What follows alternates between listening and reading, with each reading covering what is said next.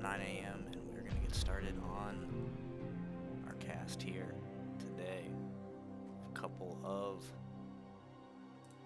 great matches waiting for us. Let me make sure I find the right one. Yep, okay, here we go.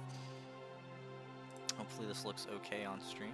It seems like it does. We have in Group 1, DeadDumble, Flipendo, Frank, and nerfingen, and we also have Group 6, headed up by BoldEgul, Cozy, Flow, and Specialist. A lot of good stuff happening, and some Zeds v Zeds, which is the best matchup ever devised. So we'll just go ahead and hop right into it. Let me make sure my audio is alright. That seems fine. Maybe. Probably move that a bit closer, but that'll work. Okay. So we'll go ahead and hop right into it. I should probably switch over to the game. Our first match is going to be, like on the overlay, Flipendo versus DeadDumble, and this is going to be a ZVZ on Eclipse because every Week 2 match was played on Eclipse for some reason. And, oh my god, I put my hand on the keyboard as if I was about to start playing a game. Okay, in the top right corner, we have the pink Zerg DeadDumble door. DeadDumble. And in the bottom right corner, we have with 2,400 APM, all used to achieve a 50 MMR. It's Flipendo, but this is, it's Flipendo. It's actually Flipendo, or at least it better be, unless they have like a reverse Smurf account that they use for the preseason. But both players doing Zergy things. DeadDumble sends their Overlord across this way immediately. I think they might not realize that it's a 2-player map, but on Eclipse, the Overlord Scout isn't hugely important, as you usually do a drone scout anyways, because the cross spawn distance is just like way too big for the Overlord to actually get to your opponent's base before it can get useful information. Flipendo on 9 out of 9 is saving up their money. Looks like they're going for the 9 pool. DeadDumble already has the Overlord, and we'll see where they want to take this, whether it's going to be some sort of 12 thing or an overpool. And it looks like DeadDumble is setting up an overpool with a bit of an odd spawning pool positioning. You usually want to get that right by your extractor so that the surface area for lings is really small that they come through. You see, like if Flipendo gets a bunch, or if DeadDumble gets a bunch of lings in here, and they are trying to harass the workers, they have this really tiny opening that Flipendo has to defend, whereas DeadDumble's base is wide open. So I've been trying to learn ZVZ, and this is one of the things. So you want that spawning pool kind of tucked in the back here, next to your gas, so it makes it really hard for your opponent to get Zerglings running around. Now, DeadDumble is also getting their gas, while Flipendo already has theirs. They're already halfway to getting their speed upgrade. 3 Zerglings are already on the way, while DeadDumble, I mean, they're also getting those 3 Zerglings right away. So Flipendo definitely seems to have a bit of a lead, but DeadDumble has an extra drone over their opponent, and that is huge in ZVZ. Looks like the drone scout is now coming, as you usually tend to see on this map. Is actually looping all the way around to avoid the Overlord Scout pattern and also avoid any incoming Zerglings. So that's really huge. DeadDumble sending these Zerglings, going ahead, moving right across the map. Out of the vision of Flipendo. Unfortunately, Flipendo has plenty of Zerglings at home. Their Zergling speed timings actually aren't that different, even though Flipendo had quite a bit of a gas lead. Flipendo massing up a bunch of Zerglings at their main, while DeadDumble's trying to get some kind of early aggression done. I don't think it's going to work. Oh my gosh, DeadDumble getting the hidden second base over there. If they are able to deny this drone, but no, they try to get up into the main, and instead they are going to have to be rebuffed. DeadDumble, unfortunately, they had an opportunity to really take a decisive lead, but now with, I mean, over at least 12 drones, right? This is a control group. Yeah, one control group of drones versus half that. DeadDumble's gonna have to play on the defensive, set up their concave on the ramp. But it looks like they're gonna rather try and take the fight out on the map. And oh no, a bad rally. Maybe they thought they were going to be able to get an easy win out of this game. But oh my gosh, yeah, unfortunately, they are taking some kind of a fight, but Flipendo getting a bit of a surround. But unfortunately, there's just too much Zergling here for DeadDumble. Yeah, I think Flipendo, it's really hard to tell. Like, it's really hard to count Zerglings of your opponent. I think those last couple of reinforcements from DeadDumble really turned the fight in their favor.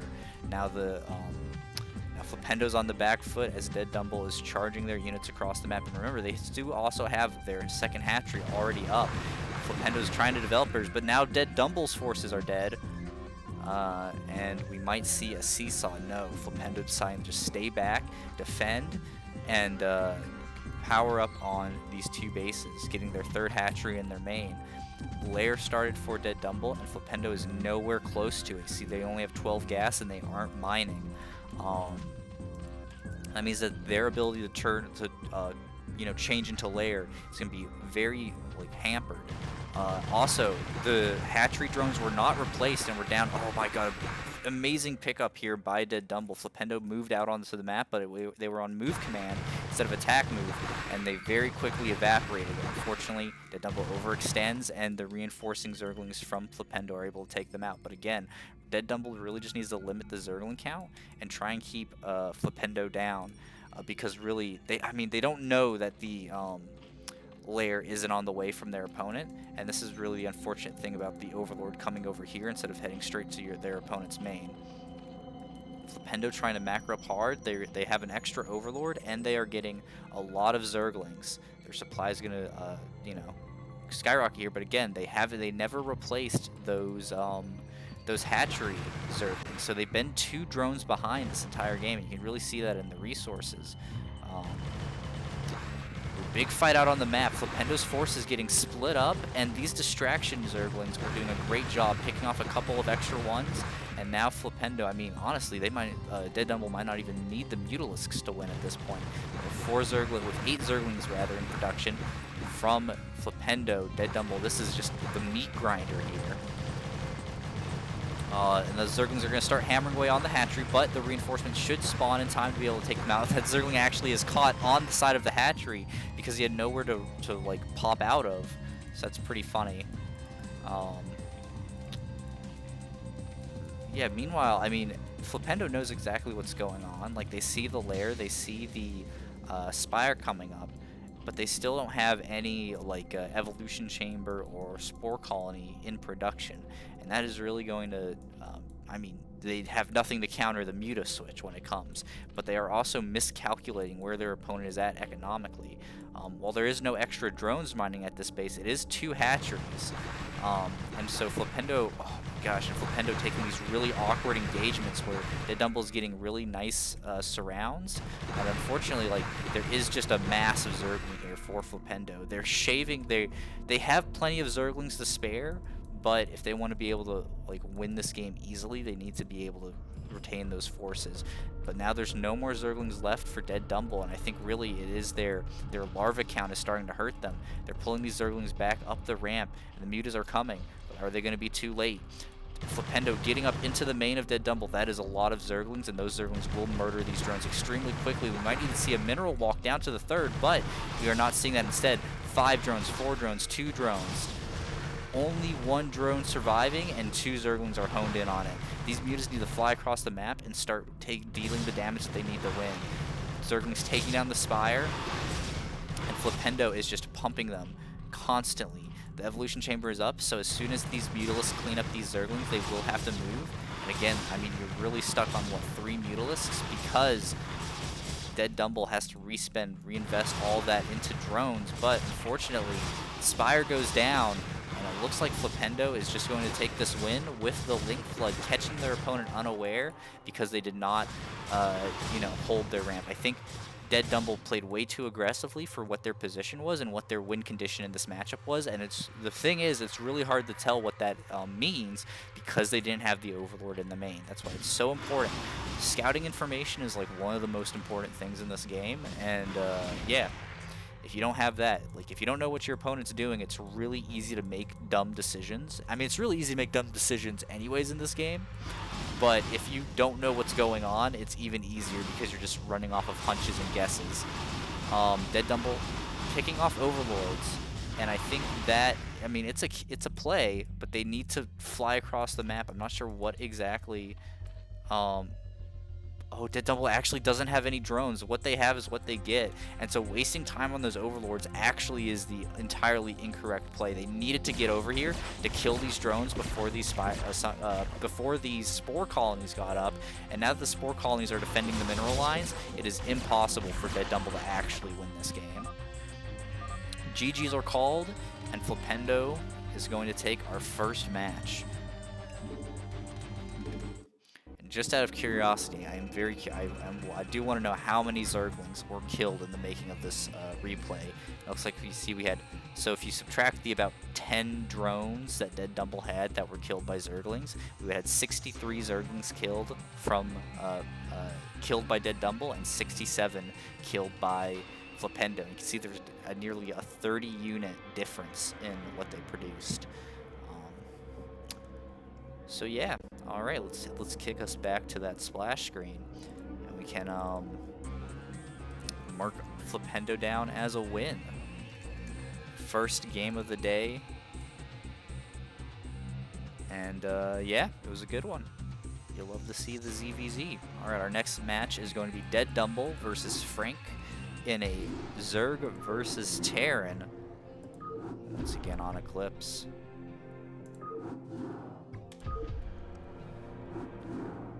Alright, let's just go ahead, hop right in. Let me switch over to the correct screen, because we are not going on a break. And in the top right corner of Eclipse, we have Flipendo.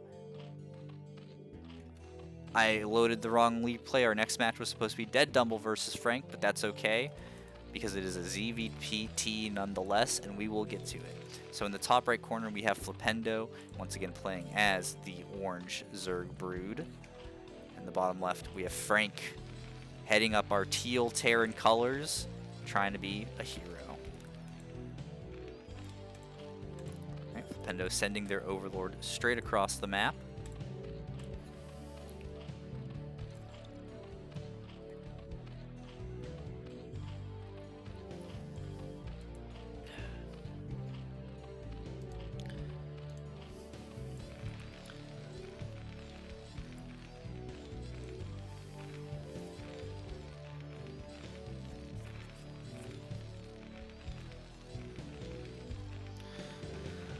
Okay, franc getting their supply depot. Basic, standard stuff, of course.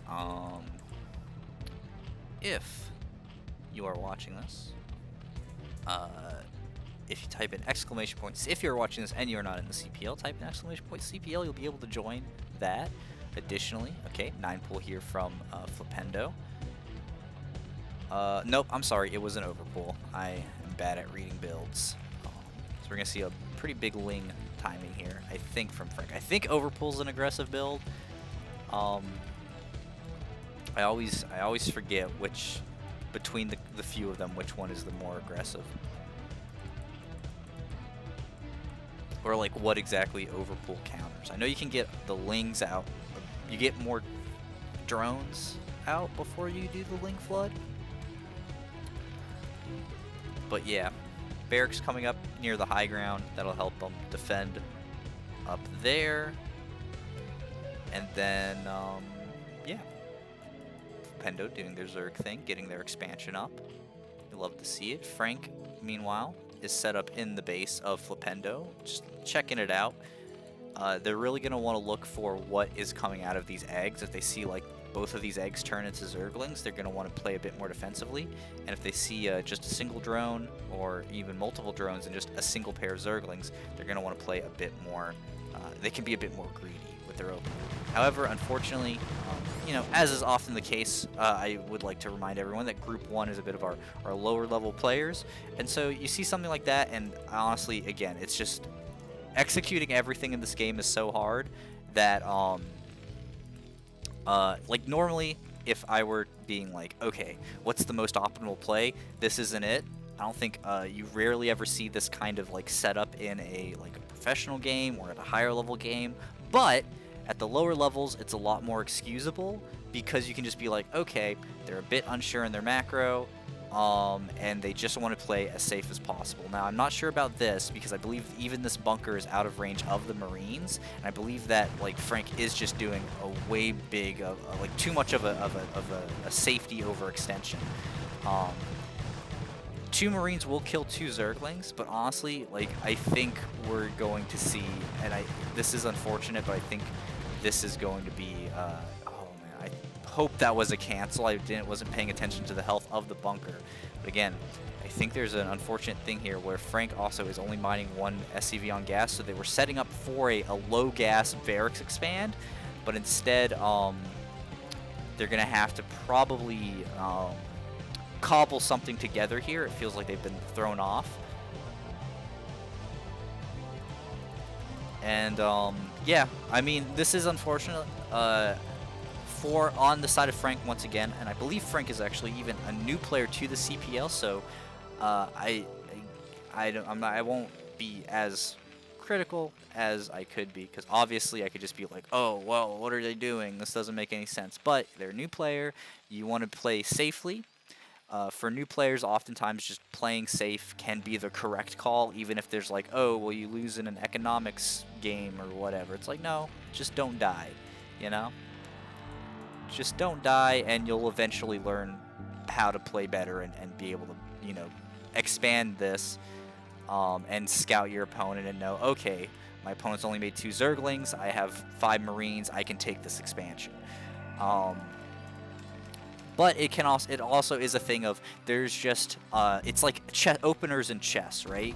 Like at a certain point when you're playing chess, like you can play and you can do these weird things, but like the most optimal stuff in chess has like the first 5 moves or whatever mathed out perfectly, and it's really like that in StarCraft.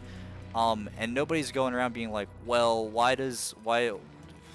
can't I just do this in this game and do this thing? It's like, well, no, because we figured it out. The game's been out for nearly 30 years, 25 years.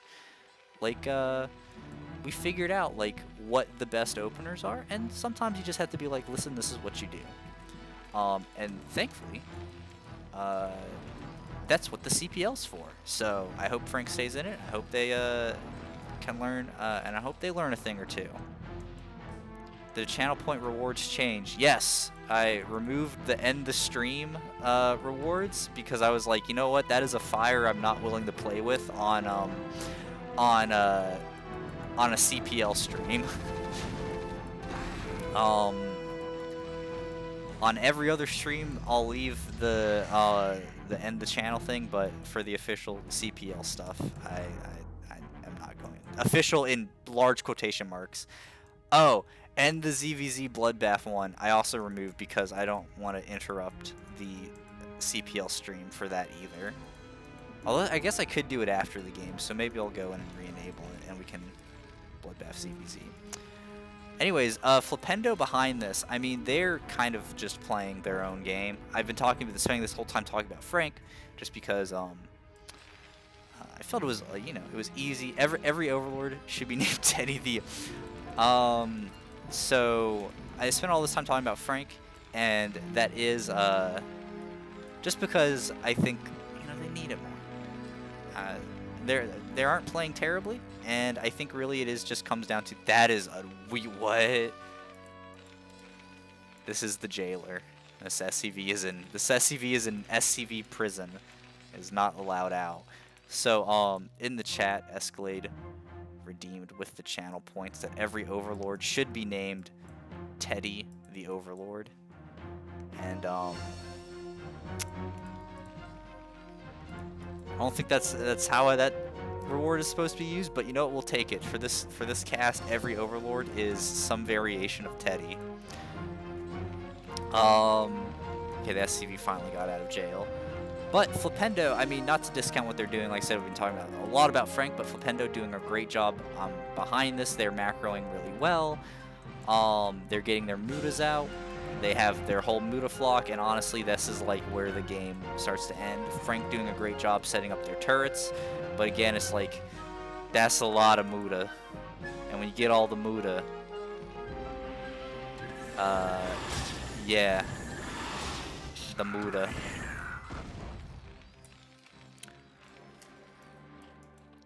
Yeah, so Flipendo could just go 3 base power-up mutas and then just eventually overwhelm their opponent. There is a limit to how much the Terran will be able to mine, and I think Flipendo is really just, you know, regrouping, checking out on the map, maintaining map control. You'll love to see it. Even just flying over to this corner, it makes it impossible for Frank to actually chase them. But yeah, no, there's a lot of basic stuff here that is just like, hey, you improve these, like, you learn like these really 3 simple things, like base layout and like the first 5 minutes of the game, like the build order for that, and this game looks a lot better for you, because yikes. It's like a weird diagonal of Terran buildings, you know? It's like, what? I'm not sure. Maybe he took a bet where it's like, okay, I can only build Terran buildings on this diagonal plane. But the mutas swinging around, they're going to be coming in from the back, and they're going to just be able to start picking stuff off. Marine range, Marine +1 on the way. So a lot of, you know, Frank is still getting their stuff. Hive on the way for Flipendo. I mean, because they can just do that. They aren't under any pressure, and as in TVZ, it's so important to keep the pressure on the Zerg so that the Zerg actually has to spend their money defending you. I'm not picking on the new player. Okay, Forte in the chat saying I'm picking on the new players. I'm not picking on them.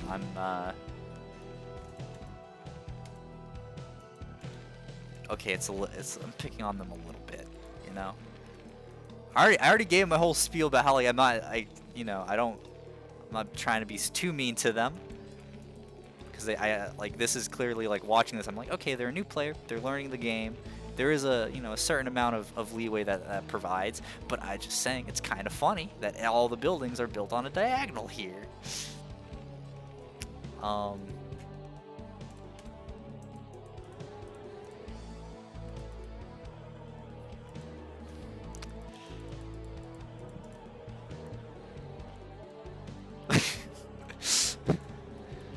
So, listen, being a newbie is a good thing, alright? That means that, like, listen, you can watch a game like this, and somebody can come in and be like, hey, don't place your buildings here, place your buildings here and here and here and here and here, or whatever. Right? Like, this is the easiest part of the game to kind of figure out. Roughly. Okay.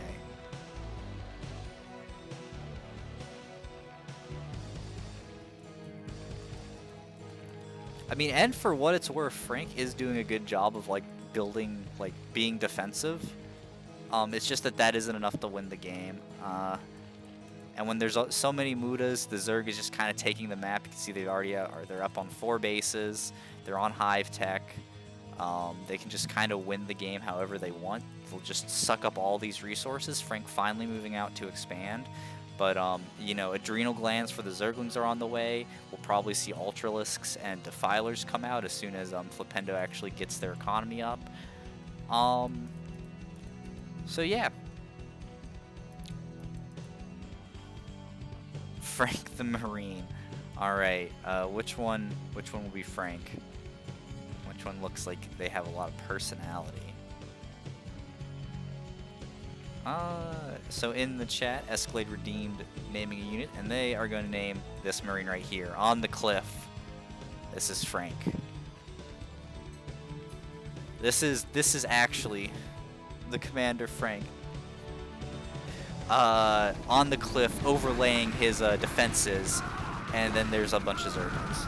And they're going to tear through that bunker, and see, this is why you probably, in the middle of the game, you want to keep your army kind of at the natural here, because now Flipendo's going to dive in with the mutas as well. The Zerglings are getting caught up on the thing. Frank doing a great job shooting at them. And, I mean, yeah, he is just laying on the damage. Hold on, Frank racking up those kills, headshotting him and his buddy. This is like the Garrison Commander Shepard. Ooh, hold on. We want to make sure we don't lose Frank. This is like the Garrison Commander Shepard shooting at targets on the Citadel.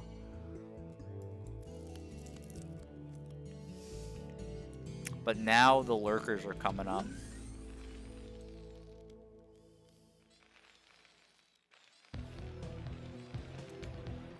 Okay.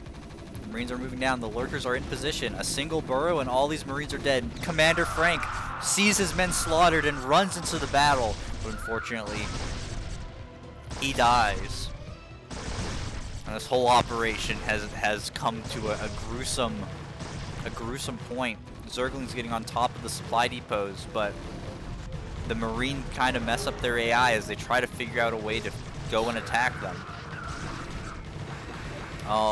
Lurkers coming up the ramp. Finally, the supply depot wall busts down, and the lurkers are going to start hop-skipping each other up.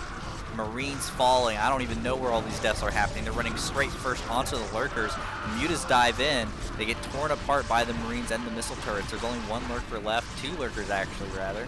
And, yeah, the thing is, though, like, that was not a great attack from Flipendo.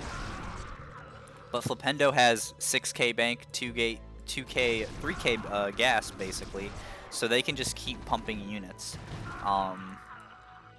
You know, they could throw down like 5 hatcheries in their main, and honestly, they probably should. But, yeah, no, the Marine count is drying up, and Flipendo is just keep sending Zerglings over. And these are Zerglings with the adrenal glands upgrade.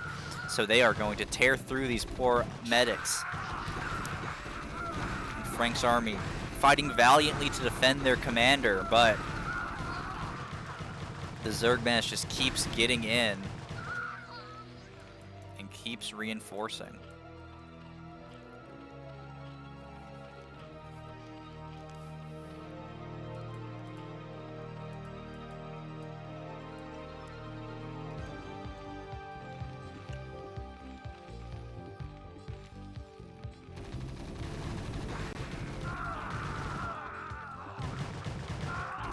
This is looking like it could be a game. Forte Reborn in the chat says CPL fun fact, Flipendo was Protoss last season. Well, and if they're playing Zerg this season, you know what? I don't hate it. Zerglings get into the main of Frank, begin tearing through the infrastructure, and that looks like it will be the end of our Terran hero. As the Zerglings with the adrenal glands absolutely tear it apart. GG's here from both of our players. And again, with anybody who's watching that, I think both players played pretty well considering, and I think Frank, once you get into the regular season, you get coaches to talk it through. I think that games like that will happen much less frequently because of you just learn the basics. And if you get talked through them a couple of times, it starts really sinking in. I just gave the win to Frank. Hold on, let me fix that. Frank trying to steal Flipendo. Flipendo's victory in the caster section. But this next game will be DeadDumble versus Frank in a ZVT.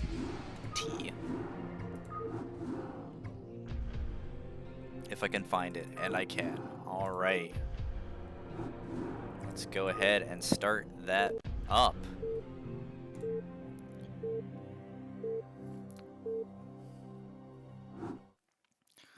In the top right corner, we have Frank once again heading up the teal Terran squads. And in the bottom right corner, we have DeadDumble, representing the red Zerg brood.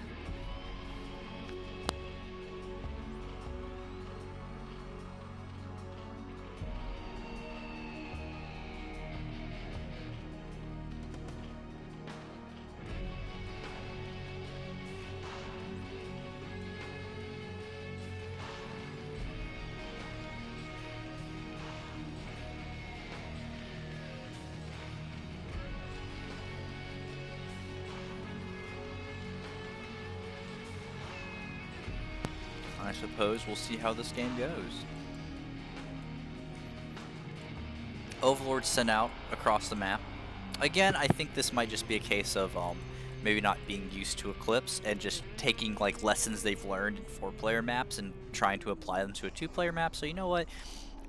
You know, can't hate it. Just one of those things where it's like you don't really know. Frank the tank, meanwhile, getting their supply depot, doing Terran things.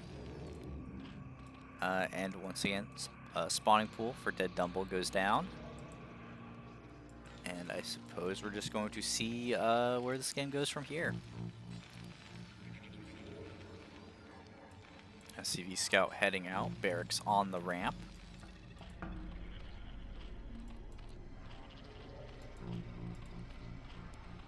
Spawning pool for DeadDumble, and we're just getting a basic,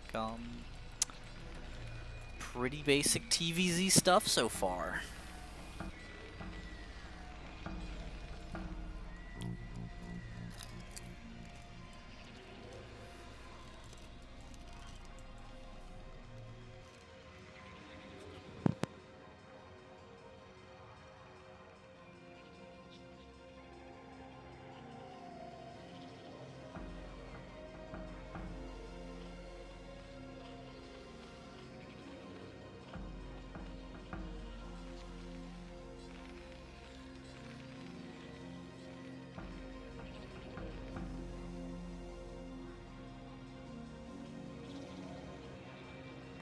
Okay. DeadDumble getting their hatching up. Looks like these Zerglings are going to... oh, one Zergling is... Oh, nope, they're actually not going to go kill the SCV. They're going to go ahead and start running across the map to see what's going on in the Terran's base. Looks like Terran's setting up the wall on their ramp. Is that actually the factory there? So that's pretty cool. Unfortunately, I think all the factory units are going to pop out facing the ramp with the Zerglings, so if DeadDumble plays it right, they might actually be able to catch like whatever the first couple factory units are while they're putting pressure on this wall in here. But it looks like they aren't going to be committing too much to the pressure. They're getting Zerg drones going up in their lair. Oh, but they do catch the SCV. That's a pretty big pick.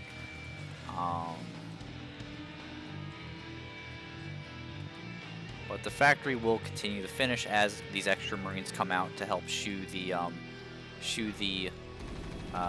yeah, see they poke up seals like, okay, can we get the SCV? Oh, and they dive down just a little too early. They would have actually been able to catch that SCV and delay the factory by just a couple extra seconds. But the factory is up. I assume we will see okay, double barracks.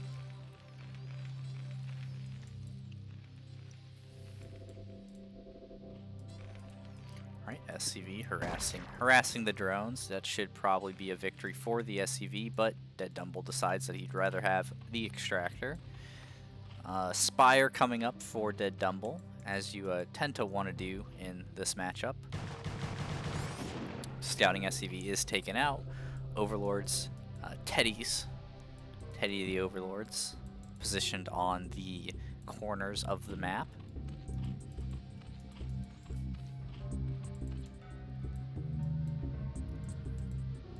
As the Zerglings move across. There's a Vulture out now, so the Vulture should be able to kind of fight these Zerglings and keep them from doing too much harassment and scouting. Okay. Some Vulture movement to kill the Zerglings, taking a bit less damage than they needed to. So Good work there. Creep colonies going up for the Sunkens at DeadDumble's base. And, yeah.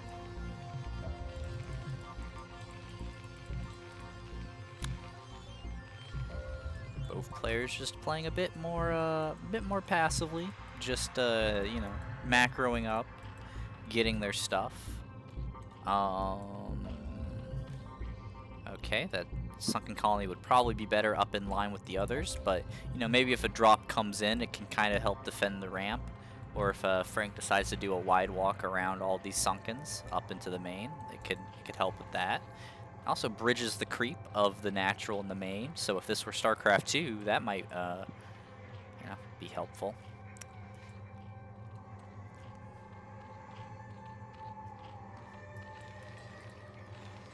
Command center coming down from Frank, so yeah, standard stuff, not too much to talk about here.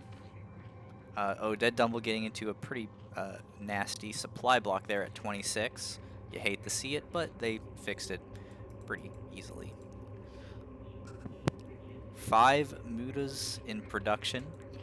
First one pops. And so we should be able to see some harassment coming down. No missile turrets out from Frank quite yet, so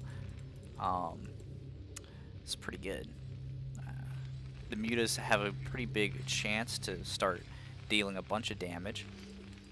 The SimCity in this game is looking a lot better for Frank. Like the way the barracks are set up, you can probably fit 2 more in here. You can fit another couple 2 right next to them. So, you know, great work there. Like 1 game in, they've already improved their SimCity tremendously. So nice.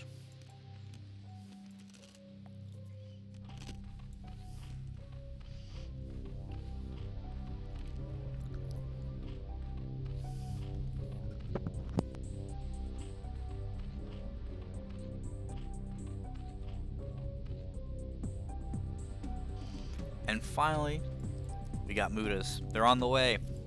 The first attack coming out from DeadDumble.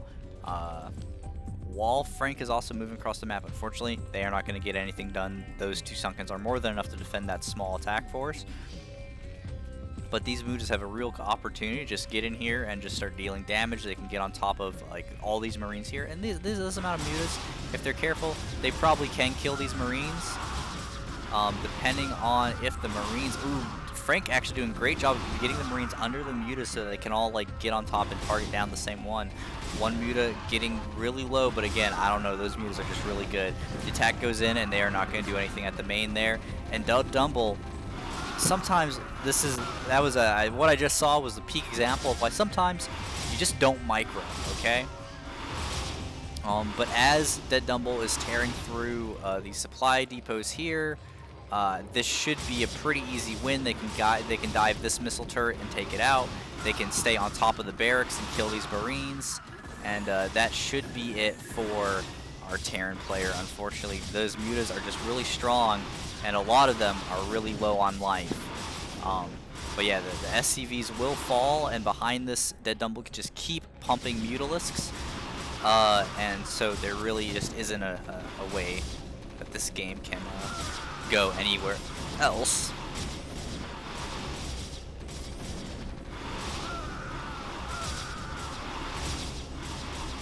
Yeah. Mutas on barracks is a bad thing. Oh, but these Marines, they actually will get a couple. One Muta will die, and now, yeah, I mean, one of the things is, if DeadDumble isn't reinforcing their Mutalisks, this will just be, like, eventually enough Marines will come out, theoretically. Missile turret in the natural. But again, Frank is down to 11 SCVs. A Muta is still constantly hammering him there. This is, yeah, basically every Terran's worst nightmare. Mutas on your barracks, Mutas on your main, Mutas killing your natural. Well, that is not the right thing to do.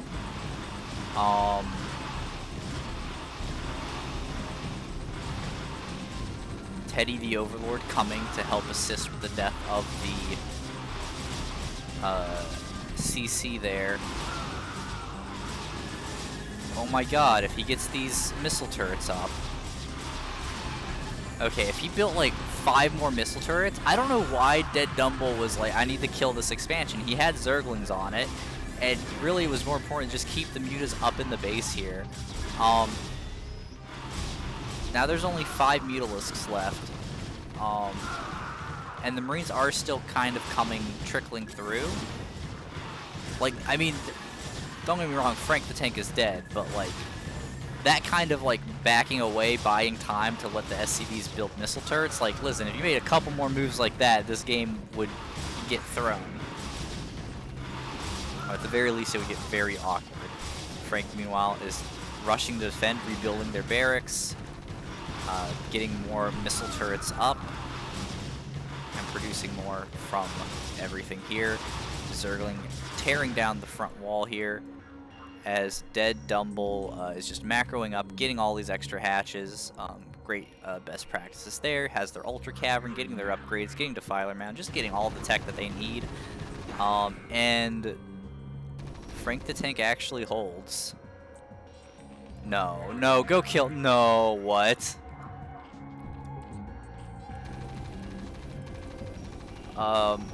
This is Teddy the Fifth, Scouting Overlord, is murdered.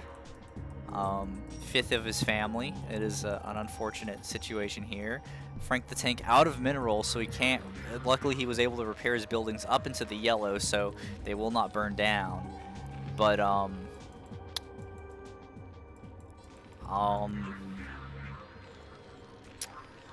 yeah.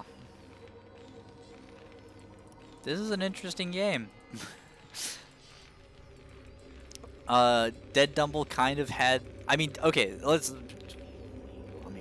be honest. DeadDumble isn't going to lose, right? Like, there's no way that this game results in a Frank the Tank victory. Unfortunately, Frank did his best. The fact that he stayed in and held it and is still alive, though, is pretty good. So good on him. He stayed cool under pressure and defended his base. It's just behind this, DeadDumble has 5 bases that they're going up to. They have all the way up to Hive Tech, whereas Frank the Tank is stuck back down to, like, having 2 barracks. So whatever the next attack is going to kill Frank, and that attack could happen literally whenever DeadDumble wants. It seems like they're just going to wait for 6 Ultralisks to come out, and that should be the end of the game there.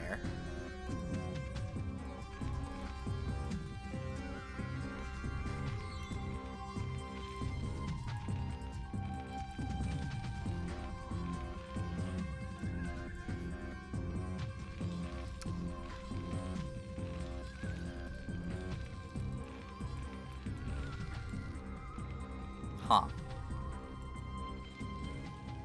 Play coming from the Defilers, and here's the Ultras. They're taking the, looks like they might be taking the long roundabout way to get to their opponent.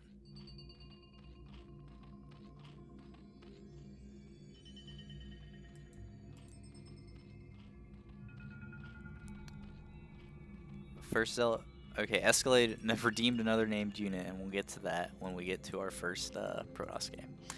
Yeah, I have not much to talk about here. Is DeadDumble just gonna max? This is...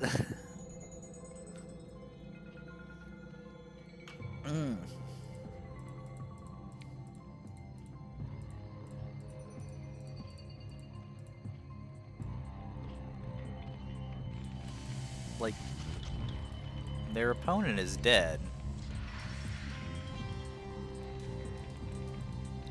I mean, Zerg on 5 bases, like, there's no way Terran comes back. Oh, Scan goes down. Oh, he doesn't have anything at his natural. Sick. It's an even game. I don't know, man. It's 19 to 109, like a literal 90 supply lead for the Zerg. Yeah, this is it. This is the game. I don't know what DeadDumble, like, I don't know, man. This is weird. It's This is the kind of situation where I'm so intensely curious, like what was going on in the mind of DeadDumble. Like, were they actually being like, I can't go kill them until I have 115 supply, or were they like, I can definitely kill them, so I'm just going to tech up the ultras because that's cooler. So the ultras come in, they get their hugs, and they completely joke out on the ramp. They're trying to kill the Marines, but they just can't quite figure it out. Yeah, and DeadDumble, that one ultra is just blocking all the others from getting up. And I think this is going to be the game. That is a lot of Zerg, and there really isn't much Frank the Tank can do to stop it.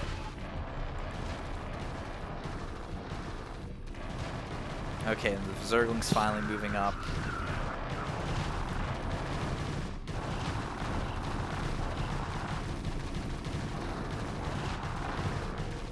Is that?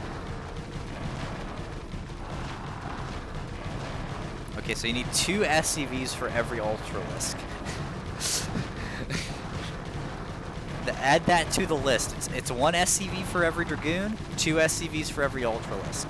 A missile turret is going up to, you know, detect things? Frank played a good game. They defended valiantly, but unfortunately the Zerg swarm is just a bit too powerful. And as the barracks falls, all these Zerglings are going to swarm in, kill the Marines, kill the factory, and then all these Ultralisks that are like kind of spazzing out in the natural will also be able to get up here. And that will be the game for DeadDumble and Frank the Tank. Alright, that's GG from Frank. Always a good sport. You'll love to see it. Frank leaves the game. Great game from both of our players, although I think we had like 8 extra minutes that didn't need to happen. But you know what? Sometimes that happens. So that's okay. You play the game, you feel it out, and that's where we go.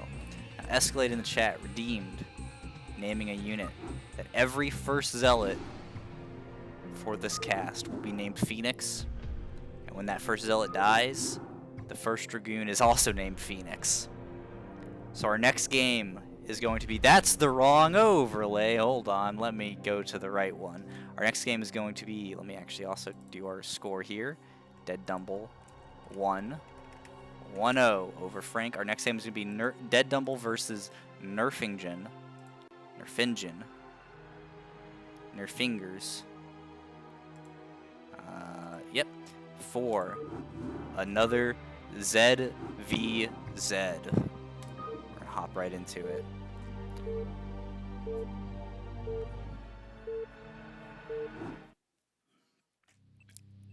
Okay. Before I cast, I should probably also switch back to the game. In the top right corner, as the yellow Zerg, we have nerfingen with the first yellow overlord, Theodore. And the bottom left corner, we have DeadDumble once again playing the red Zerg with their flying overlord as well.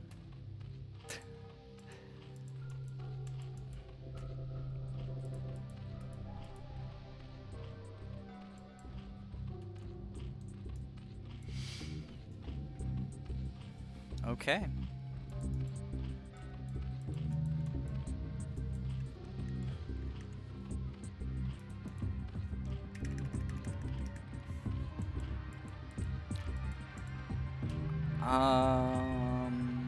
Yeah.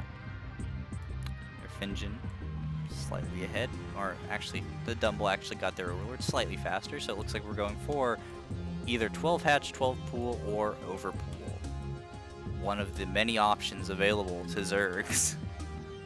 Like the 3 builds they have. It looks like DeadDumble is going to be going for the overpool, while nerfingen looks like they're doing a 12 build. Yep, 2 drones. 3rd drone will be added as soon as the larva comes out. Yep. And so it looks closer to a 12 hatch. DeadDumble once again kind of scouting all the way around the map. I don't know if Eclipse... Wasn't Eclipse in last CPL's map rotation? So I know both of these players are returning. Oh, DeadDumble just actually getting the hidden expansion tricks that they attempted in game. No, they were scouting. Wait. Did somebody not tell DeadDumble this is a 2-player map? There's only 2 spawn points? Why did the drone need to go? What? I guess they were looking for hidden expansions. But, like... It's ZVZ. You don't get hidden. Alright, anyways. Overpool from DeadDumble getting into their hatchery as well. Nerfingen has their... It was a 12 hatch, and they're getting their large Zergling thing. Lair before speed. DeadDumble not DeadDumble not quite getting any upgrades or anything quite yet. It looks like they might also be saving up for a lair, but they could be getting Zergling speed as well. First, their scouting drone does die, and that gives Nerfingen a little bit of an advantage here. DeadDumble starts Zergling speed. Probably should recontinue mining gas so they can get their lair up, but so the win condition here for Nerfingen is the hatch isn't off. Oh. That my hatch might be offset. But the win condition here for Nerfingen is just getting that lair up, getting the spire up, defending, and then getting enough Mutalisks to be able to like kill the Zerglings as they spawn, and then fly over and get the drones. And so if DeadDumble isn't aggressive and isn't like you know, trying to tax Nerfingen's larva count, Nerfingen is going to be able to play the game that they want, and that should result in a victory for them. Spire going down as soon as lair finishes. Spire going down as soon as the lair finishes. Spire going down as soon as the lair finishes. Spire going down as soon as the lair finishes. Spire going down as soon as the lair finishes. There we go. We got it. I am such a good and accurate caster. Nerfingen gets into the main of DeadDumble, sees that the lair is also about to finish up. And so I think, yep, we're going to be getting into Spire play from both players. DeadDumble scouting out their opponent. Nerfingen, I think has... Oh, man, are these... Okay, the Zerglings just barely aren't going to get up into the main, but a little bit of a drone transfer. There is a 2-drone lead here for DeadDumble. Nerfingen getting 3 Overlords. I think they might have been slightly supply blocked. But, yeah, you don't need that many Overlords. But now they're both just droning up very heavily. 4 drones on the way for DeadDumble, 2 on the way for Nerfingen. Again, this is the problem.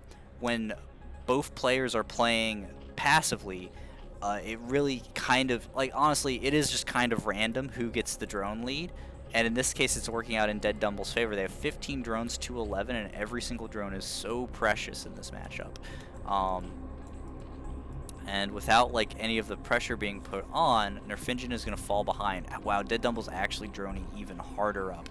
DeadDumble's going to try to be getting into some sort of weird macro game, but if they're not careful, they're going to be spending all their larvae on drones, and they won't have enough for their other units. On 2 hatch, like when it's 2 hatches, it really is the larva count that can kind of sometimes hiccup what you're able to build. DeadDumble just keeps building drones. Okay, Spire is about to be finished here, and DeadDumble will have enough to build a lot of Mutalisks. So with 19 drones, they're pretty safe to just pump Mutalisks constantly. 2 creep colonies thrown down, so those can be sunkens to defend the ground wave of the Zerglings. But it's not Zerglings they have to worry about. 3 mutas on the way, and they can start picking off drones. And here's the thing, you have a drone lead, but you're already spending drones to build creep colonies, or to build sunken colonies. Are these mutas... will these mutas just be able to pick off enough to end the game here? Mutas going for the drones. Nice pull from DeadDumble, bringing them back to the main, but unfortunately they still don't have any air defenses. First 2 mutas for DeadDumble pop out. I think the first shot was given off by Nerfingen, And it looks like these mutas, yeah, it looks like nerfingen is actually going to win this fight. If this wounded Mutalisk, oh, they aren't taking the damage anymore. DeadDumble does pull their wounded Mutalisk away and tries to regroup in the main. But again, it looks like nerfingen just won this fight, and they will be able to dive onto it again. Yeah, so that Muta's going to fall, and this Muta's going to fall. And now the trickle of Mutas from DeadDumble won't be enough to actually stop nerfingen's reinforcing army. They have a lot of Zerglings up here on the ramp. A counterattack by DeadDumble to try and win the game is going to get caught, but unfortunately, I think nerfingen just kind of is losing too much. Now again, these mutas just need to focus down on the drones and limit DeadDumble's economy. DeadDumble can just keep, or nerfingen can just keep pumping Mutalisk. 5 more in production, 12 down to 12 domes for DeadDumble. And I think once these 5 mutas come and reinforce the attack here, oh, great pull away by DeadDumble. Keeping this muta alive for just a little bit longer and letting these mutas take a couple of extra damage from the really wounded one. In fact, this one might be able to pull a miracle off, but unfortunately it won't be the case. But that is a lot of wounded Mutalisks, and you know, but that is also a lot of wounded mutas. This healthy Mutalisk could come in and fight, but it looks like those mutas are going to get on top of them, kill them, but now this healthy mutas can kind of clean up just in time for the extra muta reinforcements from nerfingen. Again, the economies are even now. 12 drones to 12 drones, but DeadDumble is definitely a bit more flustered. Nerfingen has a much more balanced economy. The drones are spread out a lot better, whereas on DeadDumble's side, they're all kind of focused in the main here. Now, big Zergling counterattack here, but there is a sunken colony, a couple Zerglings, and the mutas. And now this is the end for DeadDumble. There's just no way they will be able to take these mutas out, and the mutas will pick off drones, pick off Mutalisks, and win the game.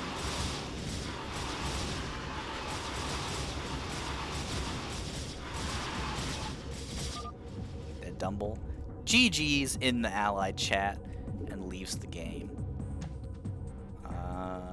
And that is a win for nerfingen. Let us record it in another very fun ZVZ. 0-1.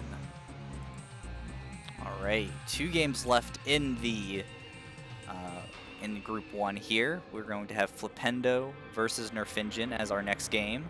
It's going to be another ZVZ, so I'm absolutely loving this group. Flipendo versus nerfingen. And another ZVZ. Let's go ahead and start that up. Switch the stream over to our game. We're going to hop right into it. In the top right corner, we have Flipendo, this time representing the orange Zerg Brood. And in the bottom left, we have nerfingen, once again representing the yellow Zerg Brood. Again, I really like seeing, being able to recognize players by their colors. Like nerfingen is always playing yellow, Flipendo is always orange, so it's very cool. I don't know, I like it. It's a little fun little thing that doesn't matter, but it's very good. Our 2 overlords floating towards the other mains like giant bug-like stuffed teddy bears.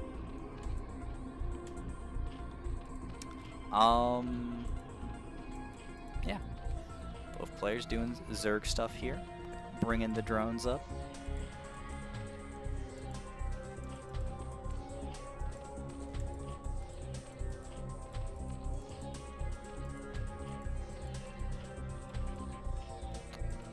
Overlord from nerfingen, whereas Flipendo is going for the 9 pool.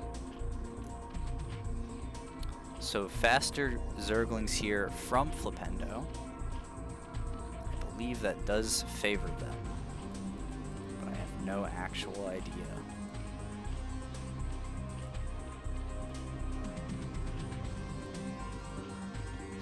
Pop, or drone pops, extractors on the way, overlord is started, so that overlord should be finished by the time the spawning pool is created. Nerfingen going for a overpool here, but getting their extra drones up pretty quickly. No, that drone was holding minerals. Nerfingen is now going to be 8 minerals less rich than their opponent for the entire game. You hate to see it. Extra drones being added on here. Oh no, that was the other drone. And yep, immediately as the spawning pool finishes, we get 3 drones. Which I don't think is what you're supposed to see with a 9 pool, but you know what? The macro is coming up. nerfingen, we can see they're saving their Zerglings. They're actually going to be going for 6 Zerglings immediately as their spawning pool finishes. Flipendo adding theirs on. They're getting their Zergling speed extremely quick. And yep, there is 2 Zerglings and a drone from nerfingen. But they're just getting within the range that they'll probably also be starting their gas. Well, they'll either be starting their lair or their Zergling speed here extremely quickly. Neither player expanding yet. Flipendo has the slight drone lead with 1 extra drone. And as soon as those Zerglings pop, they are heading straight for Flipendo's base. Flipendo's 4 Zerglings are going to be holding on the ramp. And, oh, nope, they won't be heading straight to Flipendo's base. They're also going to be protecting their low ground. nerfingen probably might just be trying to get an extra base up. And yeah, Zerglings on the way. Character, yes, you can join in on this next cast. Both players going for their lair. So we're going to be seeing some Mudas come up. Ooh, that does not look like a great engagement there for Flipendo, but sometimes you just need the Zerglings.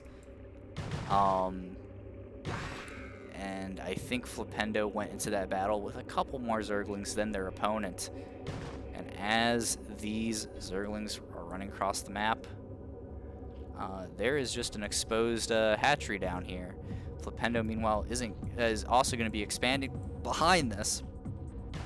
Yep, and they're going to catch this final Zergling as it tries to get up, and they're actually going to try to jump into the main. Wow, great pick there by Flipendo. Shaves 1 Zergling off. Wow, that's a lot of really damaged Zerglings here from Flipendo, but they're going to start being able to take out the drones here, and every single drone is so precious because it represents 1 larva that won't exist. Holy shit! That's a lot of dead drones. They micro back to avoid the fire, kill them. It's now 11 drones to 6. nerfingen in an absolutely terrible position here. I think they're just dead.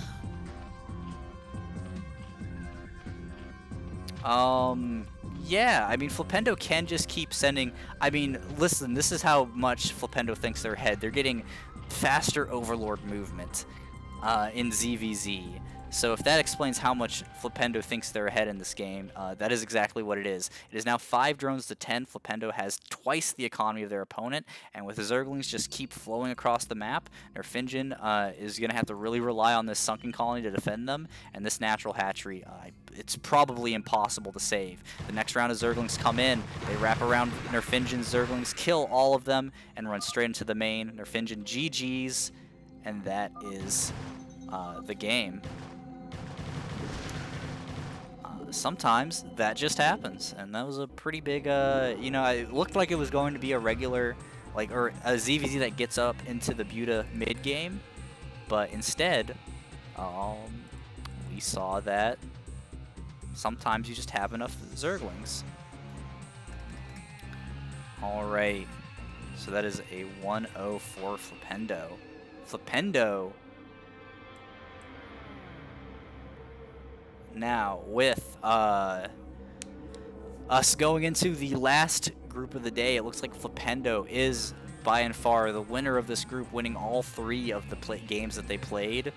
DeadDumble in second, winning only 1 game. And so whoever wins this, our last game is franc versus nerfingen, and whoever wins this match is going to be tied with DeadDumble for 2nd place. So, additionally, our co-caster has finally woken up.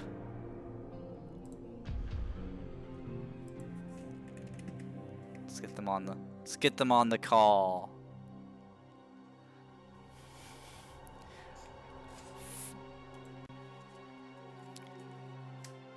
And I'll go ahead and set up our last game for franc versus nerfingen. And I think, is nerfingen race picking all the mirror matchups.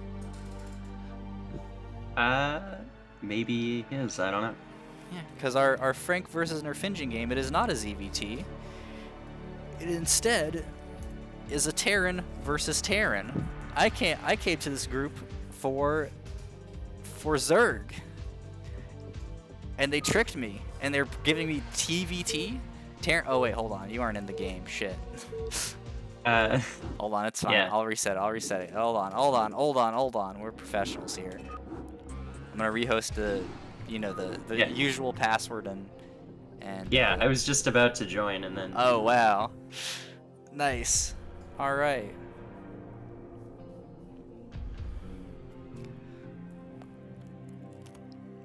Here we go.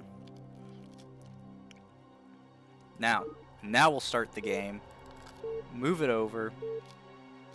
Here is our stream. And character, can you do introductions while I eat my breakfast? Thank you. Yeah, sure. Also, quit lagging. No.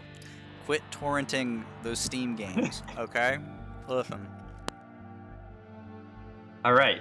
In the top, right corner, in the light blue, it's Frank. Plain Terran. In the bottom left corner, plain mirror matchups.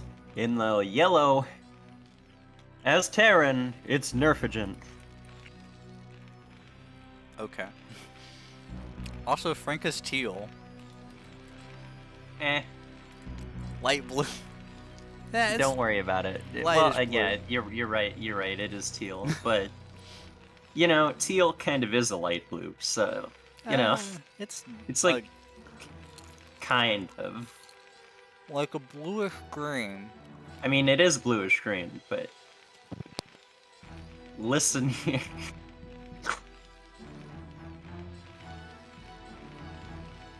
At least I didn't say the wrong spawn position on Eclipse of all maps. Well, you would be joined by some players who scout both the other corners, I guess looking for hidden bases. Hasn't that only, wait, no, well, as the first scout, hasn't that only happened once on Eclipse? I mean, of the games you've... Oh, more than once? That's right. Yeah, the first Overlord has moved to some corners. Alright. Frank setting up their Terran stuff. nerfingen doing also their Terran stuff. Now.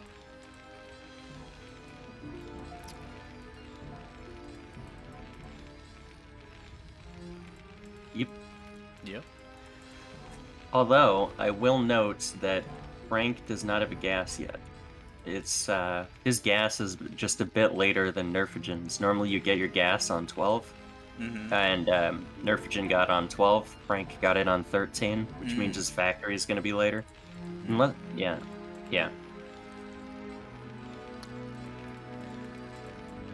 That's pretty important. That means that nerfingen can probably get a bunch of vultures and do some harassment and get map control. Yeah. And turn this into a pretty long contain. If they want to take that game in that direction. Frank has almost 400 minerals. I think he's just... Is he going to take a CC? No. I think Frank is really going to benefit from this season of CPL. Yeah. Strategy-wise. Alright, let's see if he throws down... Okay, he throws down the factory. Which is, like... You can see how much later it is on the production tab. Right. From having that gas be delayed. He also isn't making... Well, he made one Marine for safety. Also, the SCB is just, like, hiding in the corner. I mean, this is where he needs to proxy the barracks and start building, like, fire bats or something in the main, right? Go and kill all the SCVs. Of course. That's the only sensible strategy here. Oh my god. Look at, like, turn off... Turn off vision. Yeah, nerfingen. It's just... It's right there. It's right there. It's right there in like the barest of darknesses. That's hilarious.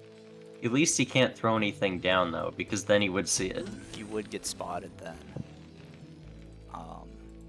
So the SCV is just trapped there. It can't do anything.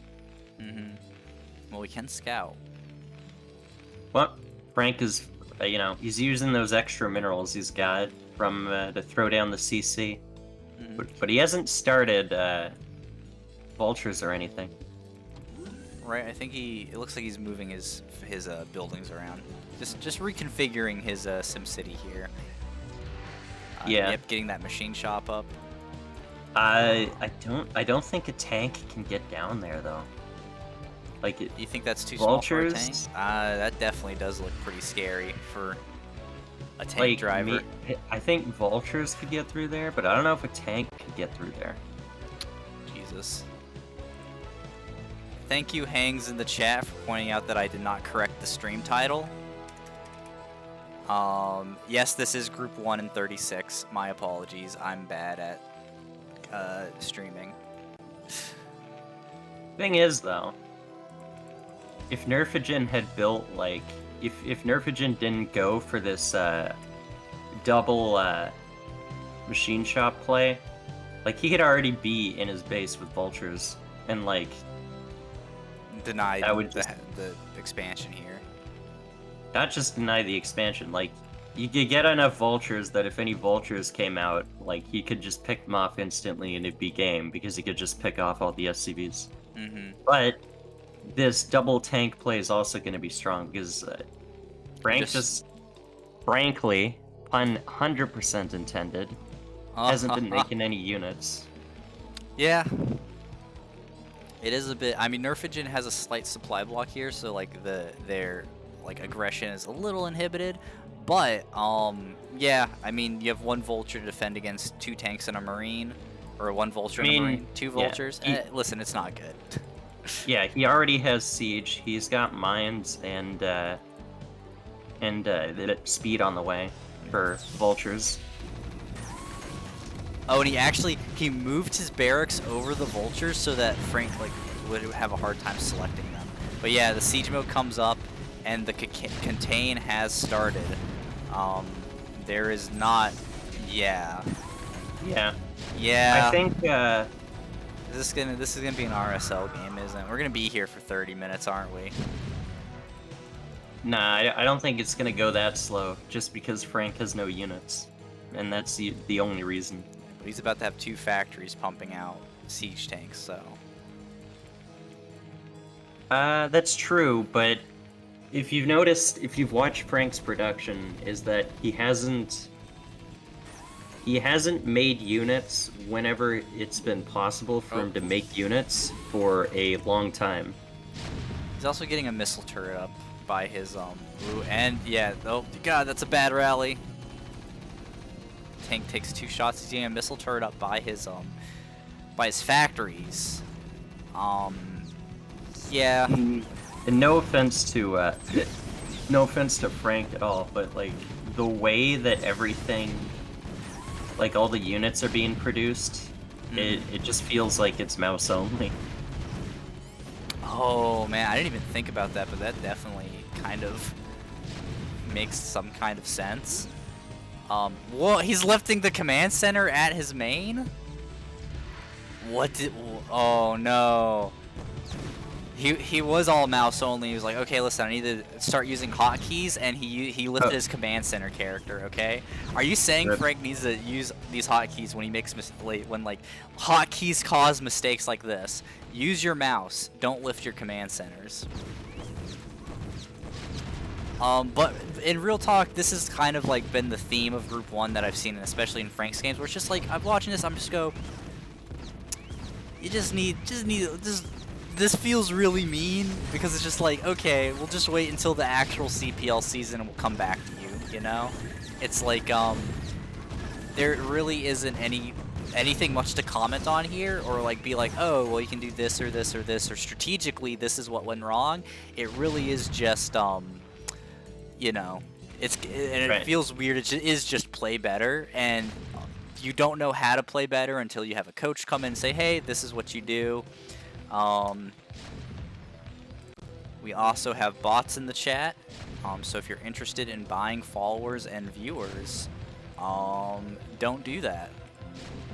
Yeah, swung the ban hammer before I did. Yeah.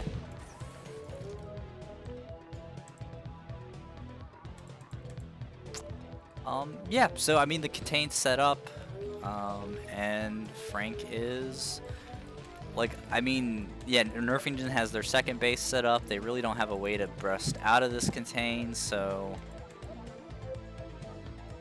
Frank's getting into starport, so we might try and see them tech all the way into battle cruisers. But there's still an SCV. nerfingen still has that SCV in Frank's main. And honestly, I would not hate to see like a factory and then 4 vultures just fly out of the corner and start killing SCVs. Mine's going down where the expansion CC is. Oh, and the expansion CC was destroyed. It wasn't lifted off to safety. So definitely something interesting there. Yeah, I don't know. I feel like nerfingen could build drop ships and do a big drop in the main, or I mean, they have factories, so they will be able to pump units out.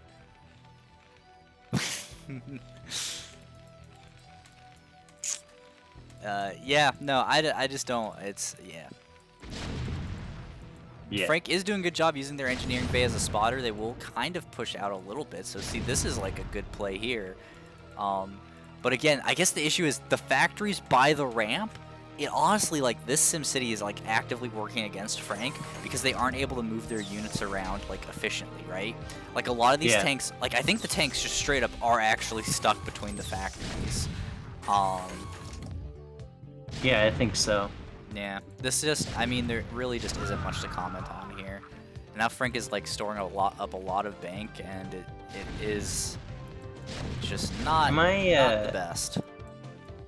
Am I crazy? I could have sworn that nerfingen and Frank played before, that we already cast a game like this. Maybe it wasn't nerfingen. You're having flashbacks to how many TVTs we had to cast for RSL, I think. No, but I want to say, yeah, that is true. We might have cast nerfingen and Frank might have been in the same group in week 1. Maybe they were. I don't know. This game feels like deja vu, but the map is different. No, it's deja vu because all the RSL TVTs looked like this. I mean, yes, but there's a difference because in the other RSL TVTs, where they were sitting, like, camped in front of the other person's base, they just tech to battle cruisers. Whereas nerfigen's just going 5-fact. Right. Well, Frank is working their way up. They got the first paper aircraft. And I mean, Frank is slowly pushing up, but they're losing a lot in the I don't know, never mind. They're losing a lot. The factory finally lifts and can probably because it was under fire from siege mode. Yeah, and you see nerfingen is even getting Goliaths here, so this Wraith switch won't even be good. Yeah, the scans are finally going down for... Oh, I guess the scans went down for Frank. I thought it was nerfigen. I thought I saw the little thing in nerfigen's base. Well, they both... twinkles. So then I guess Frank is scanned nerfingen, but nerfingen can scan Frank whenever he wants as well. They also both have consat. And then the nerfingen is getting the science facility, so we will be seeing something done with that. Scans going down in Frank's main. nerfingen sees that a bunch of wraiths are being made, and probably is going to bring some SCVs up and just keep building a ring of turrets around their opponent's base. Frank trying to build their command center, but unfortunately there is a well-placed spider mine, and they are taken out by that siege tank there.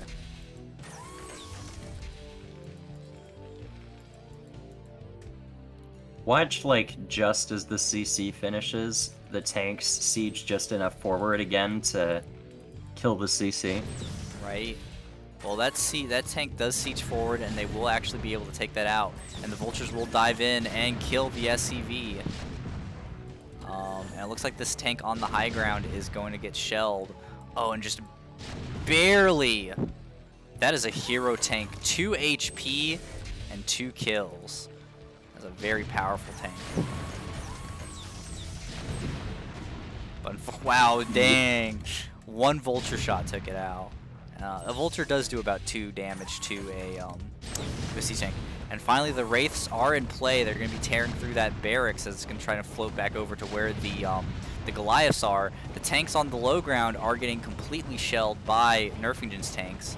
And, oh, yep, the SCV unfortunately is not going to be able to do it. And the Goliaths kind of rally into where the wraiths are at. The SCV pulls back and is going to start building turrets.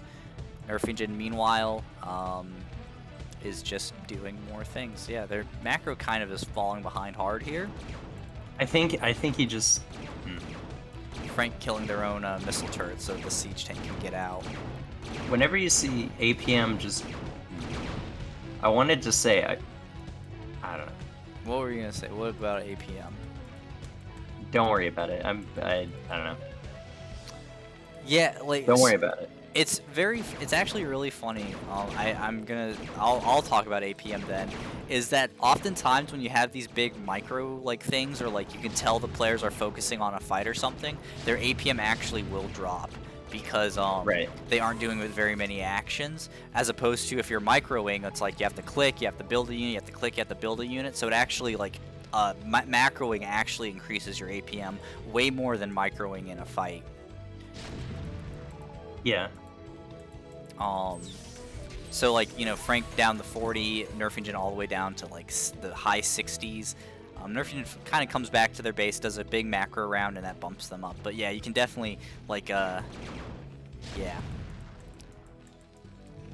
I mean, and this Wraith fleet is getting some work done. Like they are picking at the tanks.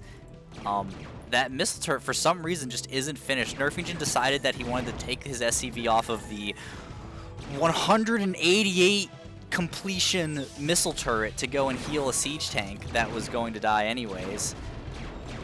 And now the SCV is going to die. It, right? Yeah. Oh man. See more wraiths coming out. See, this is the unfortunate thing where it's really awkward. Like, yes, there's a contain. Yes, Nerfingen is still way ahead, but it's not unbelievable that Frank could kind of find value somewhere with these wraiths and claw some kind of win. This is why, like, if you have a contain like this, it's not enough to just contain. You have to also be macroing behind it, which Nerfingen finally is actually doing. And then they're getting battle cruisers and Yamato cannon. So yes, the classic TVT endgame stall breaker. Just tech up the battle cruisers. Yeah. Just saying, if you're gonna tech up the battle cruisers, why not do it sooner if you have the contain? I don't know. Well, no, and there's a lot of, you know, we can get into the nitpicks of like, well, you had the money and APM and all that. And oh, no, I'm not talking about money or APM. I just mean like strategically, like instead of maybe it's not good to do it before. I don't know, but I'm thinking if you've got the contain set up and you keep it on 2 factories, you stay on more tanks than your opponent. Yeah. It seems like it would, like... Or you could just go into dropships and get vultures and start picking off Marine. I mean, okay, also, this entire game, Frank has 18 SCVs. Like, I don't know. There's a lot going on in this game. Also, Nerfingen doesn't actually have any spotter buildings up here in the main, so Frank actually is able to kind of push slowly forward. They are microing the hell out of that engineering bay. It's like, oh, I'm going to stay in attack range of this missile turret. But if an SCV doesn't come over here, it will burn down eventually. Alright. He's had more APM all game microing that engineering bay than doing anything else. His APM doubled when he started microing the engineering bay. I know, listen. Some serious micro. He had to make sure that engineering bay was getting hit by that missile turret, okay? Wraiths are going to dive on the missile turret. No Charon boosters on the Goliath, so they're just going to watch as they get picked off. But Wraiths, little known fact, Wraiths suck. Period. You can stop there. Yeah. and they're going to try to do something, but the BCs are finally out for nerfingen. Missile turrets are going up, so these wraiths are going to do something between jack and shit. I'm so mean, Jesus Christ. Watching like tier 3 players, I'm just insulting them constantly. Be like, oh yeah, you know, some fucking wraiths. That's why whenever someone gets a cast of you, they should just like roast the crap out of you. Oh, they do. I appreciate it. I'm here for it. My game is my games are god awful. Even the ones you win, or just in general? Yeah, no, even the ones I win. It's rough. I don't play good games. But I also play Protoss, so my games never look like this, and I'm pretty good. You play Protoss, the games only last half as long, Cap. Yeah.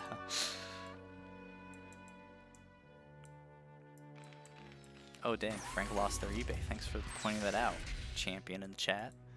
That eBay burned down. Unfortunately, the micro was not sustained enough. And now, with the battle cruisers flying across the map, we have 3 battle cruiser production. That should be it. I mean, we have Yamato cannons, so not even these missile turrets or Goliaths will save them. And really, it's just whenever nerfingen decides that he can come and kill his opponent. Again, Frank has 18 SCVs, nerfingen has 50. What? Okay, so Frank decided that he can use his SCVs as the body block as his tanks push forward into this. So Frank, it just feels like Frank has a lot of... They have a lot of ideas that are really close to being correct. It's just that a lot of the foundational stuff isn't quite there. And that's what I was kind of trying to talk about earlier, where it's like, that's like the easiest stuff to fix. Because, right? Like if they had 50 SCVs because they've been macroing all game, that's a really good move, pulling the SCVs in front of the tank, right? Like strategy-wise, I think Frank kind of is like, in terms of like, oh, here's a fight, here's a thing, whatever. But like, in terms of like all the setup and like preparation and being like, okay, here's my SimCity, here's my my timing for everything, that feels off. And that means that like those really cool moments where the SCVs are being pulled, they kind of don't mean anything because your opponent has like over 12 siege tanks outside your natural. And nerfingen, playing ultimately carefully, is not just moving the battle cruisers in to win the game. Frank has mined out of their main with their 18 SCVs. People enjoy this matchup. Also, people enjoy watching TVT. Okay, I was gonna say, because I like playing TVT, but watching is a mixed bag. Okay. You're also you enjoy playing this. But my games don't look like this. That's the thing. That's fine. Okay.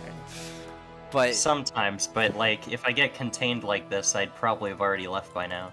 Right. Not gonna lie, like people enjoy TVT.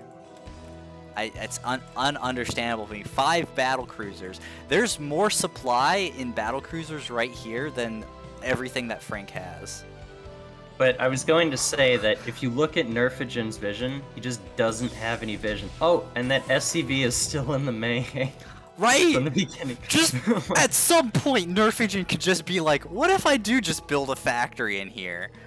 But I was gonna say that, like, apparently he didn't know that Frank just had, like, 1 tank on the low ground, and now it's, like, 2. And now he finally, like, moves the BCs forward. Yep. But he just has, like, he has no vision, and he's just camping here.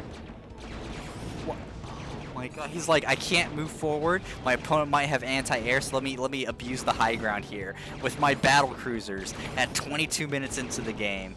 Frank is down to 2 SCVs. There are now 25 times the SCVs on nerfingen's side than for Frank. I also want to point out something really trivial is that I noticed earlier but didn't say anything about, is that nerfingen never took the 9 o'clock base.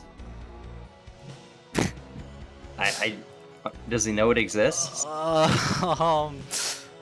he might have clicked like on the side of the map, and his SCV went to like the top here and was like, oh, okay, this is my 9 o'clock base. Frank GG's. That's the game. Again, it's like on some level I feel kind of bad. I feel like we're being a little too mean to the players, but also at the same level, we had to watch this. I mean, the odds you know what? that, and it's not one player or the other, right? It's not like I could look at it and be like, okay, Frank, this game was your fault. Okay, nerfingen, this game is your fault that we had to watch this. It's both of them. I think they might have been messaging on Discord and conspiring to be like, this is what our game is gonna look like. Meh. Again, I don't know.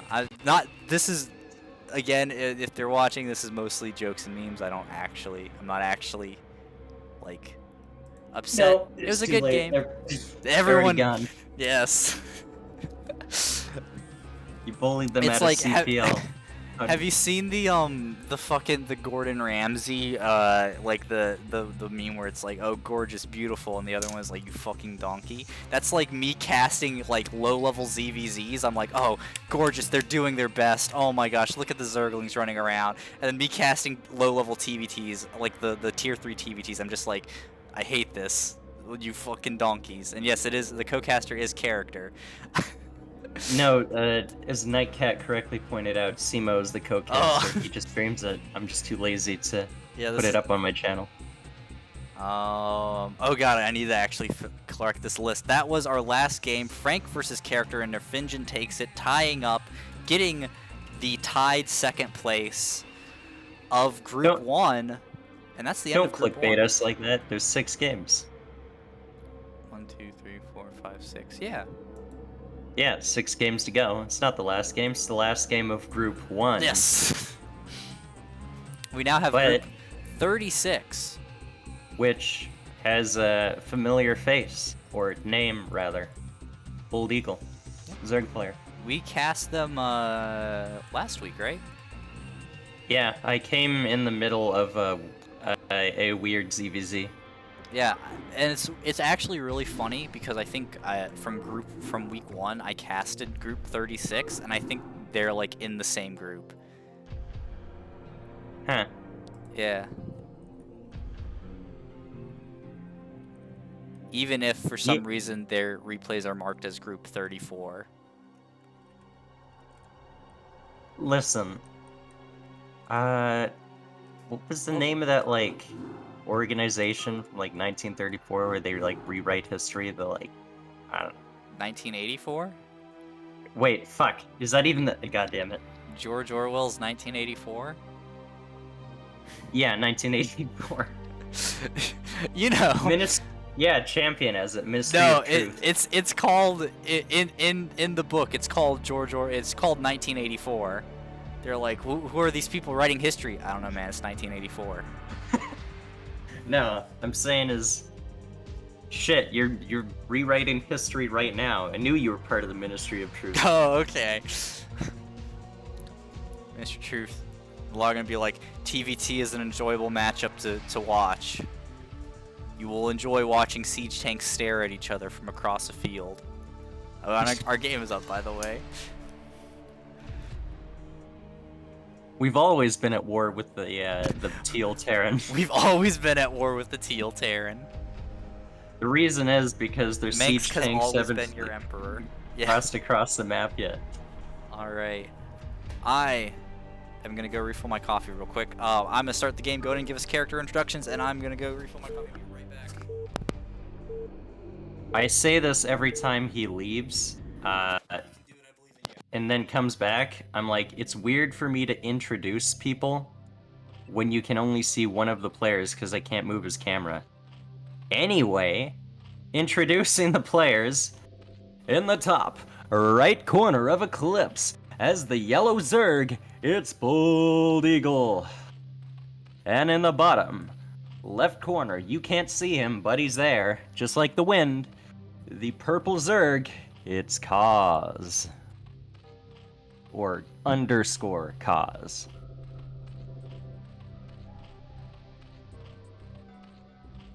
Yeah, it's worse than that. He didn't even switch the overlays. You can't see either player. Oh, no, wait.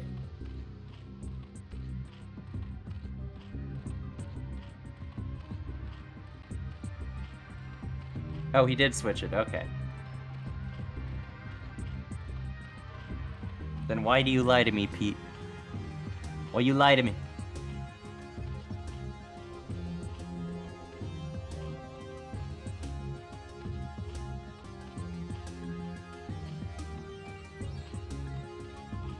That explanation makes sense, but I'm just gonna say that you lied to me even though you didn't. Can't believe you've done this.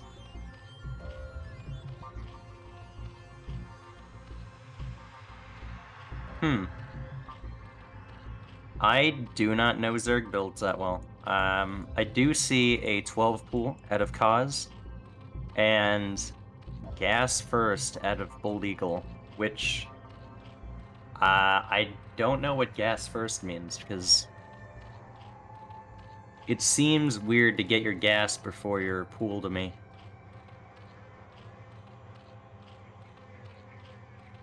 Like, I don't know if he's going straight to lair, like on one base. Ah, hello, I'm back. Okay. Okay, so what does gas before pool mean? Like, gas and overlord. Gas straight to lair? I think that, I mean, that has to be straight though. I think it's to get lair and speed at the same time. I don't know. I guess, but the thing is, he's about to have 300 gas. Isn't a lair only 100, or is it 150? Lair is 100. So yeah, we see the lair start immediately. 2 Zerglings start immediately, and I think yeah, okay. I think they just really wanted to bank the gas. That's weird. You know what? I think it's one base Muta. It definitely is looking like one base Muta. With no expansion. Co-Z is getting their expansion up. Yeah, I mean, yeah, I can see even BoldEgul isn't even actually trying to move out or get any scouting. They're just setting up their Ling arc on the ramp, so it is just one base Muta. Although Kaz is starting his lair right now, too. Yeah, so I mean, like, BoldEgul really doesn't have too much of a lead on it because lairs don't take that long to build. You see second hatchery going up into the main of BoldEgul, and the Zergling like kind of arc here. It's more of a Zergling tilde than anything else, but yeah. You think if Kaz Ling floods that he could just like?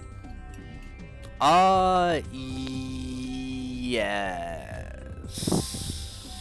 You don't sound very confident, and neither was I. That's why I asked you. There's the sunken going up in BoldEgul's main. They have the concave here, so like Kaz needs like double the lings to actually bust up in here.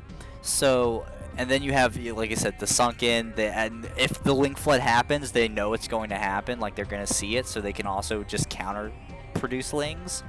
So you won't actually be doing too much. BoldEgul has his spire halfway up, whereas like Kaz hasn't even started yet, so yeah, this is like pretty he just needs to hold this. Yeah, he needed to start his spire as soon as the lair finishes, because I think there is a chance seeing he's going to try to bust up and see that just doesn't work. Yeah, okay, now I think BoldEgul just wins for sure. I think he just gets the mutas out quicker and then just overwhelms with mutas. And the I don't see any.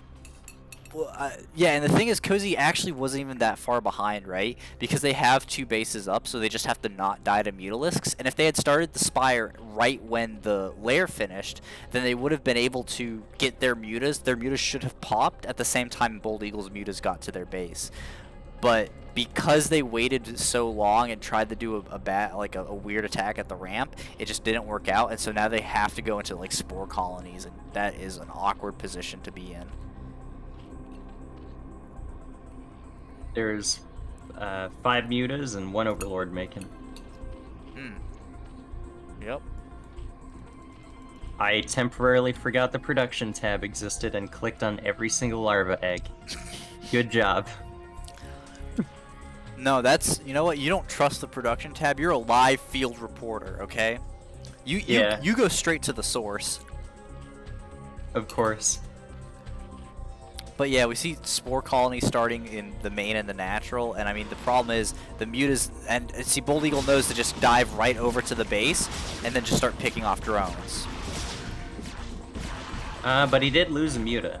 He's got 4 mutas. Fine. He killed 3 drones. That's worth it.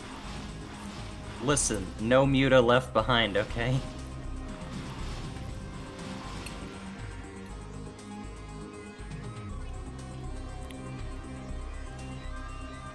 Okay, BoldEgul just bringing their muta count back up again, and I mean they could dive into the main and start picking off drones here, as honestly is what they should be doing. But you know what? They're still playing really well. They're scouting. They're hunting for overlords on the map. They're going to be able to slightly supply block Cause.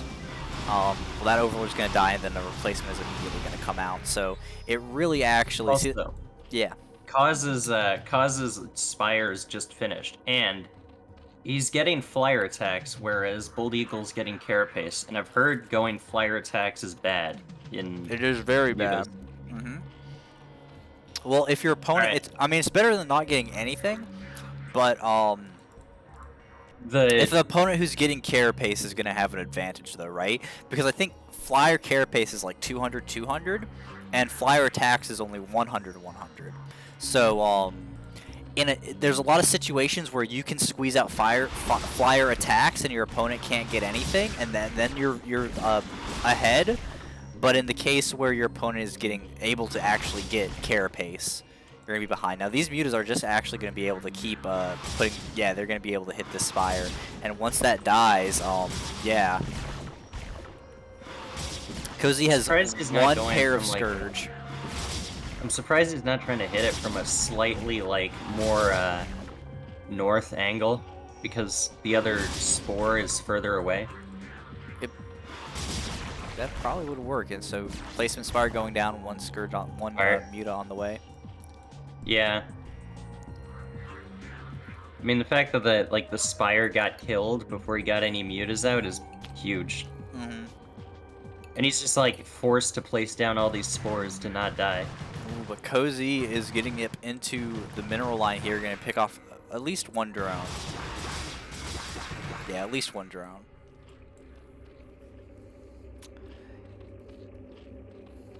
Yeah, we're just going to see mutas continue to happen.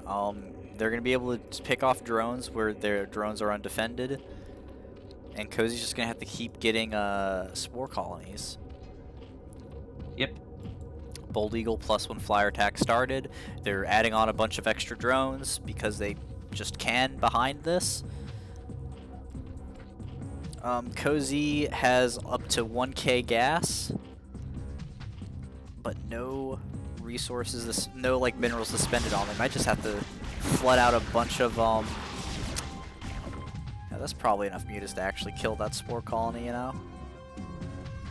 No muta left behind. No muta left behind.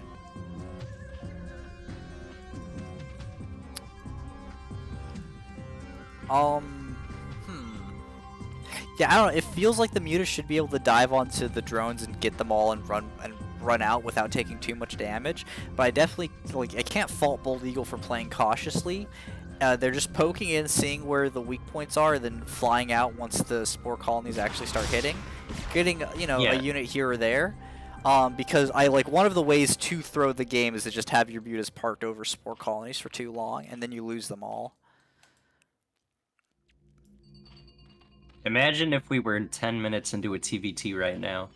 How this commentary would change. God, just go kill him already. No. See, no, exactly. It's the difference where I'm just ZVZ, I'm just oh, this is amazing. Just take your time. Oh, gosh, that's great play. Just playing careful, being really cautious about everything. That's so smart. TVT, I'm just do something. Why aren't the tanks killing each other yet? And so here is the downside. BoldEgul was far and away ahead in this game, but here's the issue, right? Is that they didn't push their advantage, and now Cause is actually starting to catch up, right?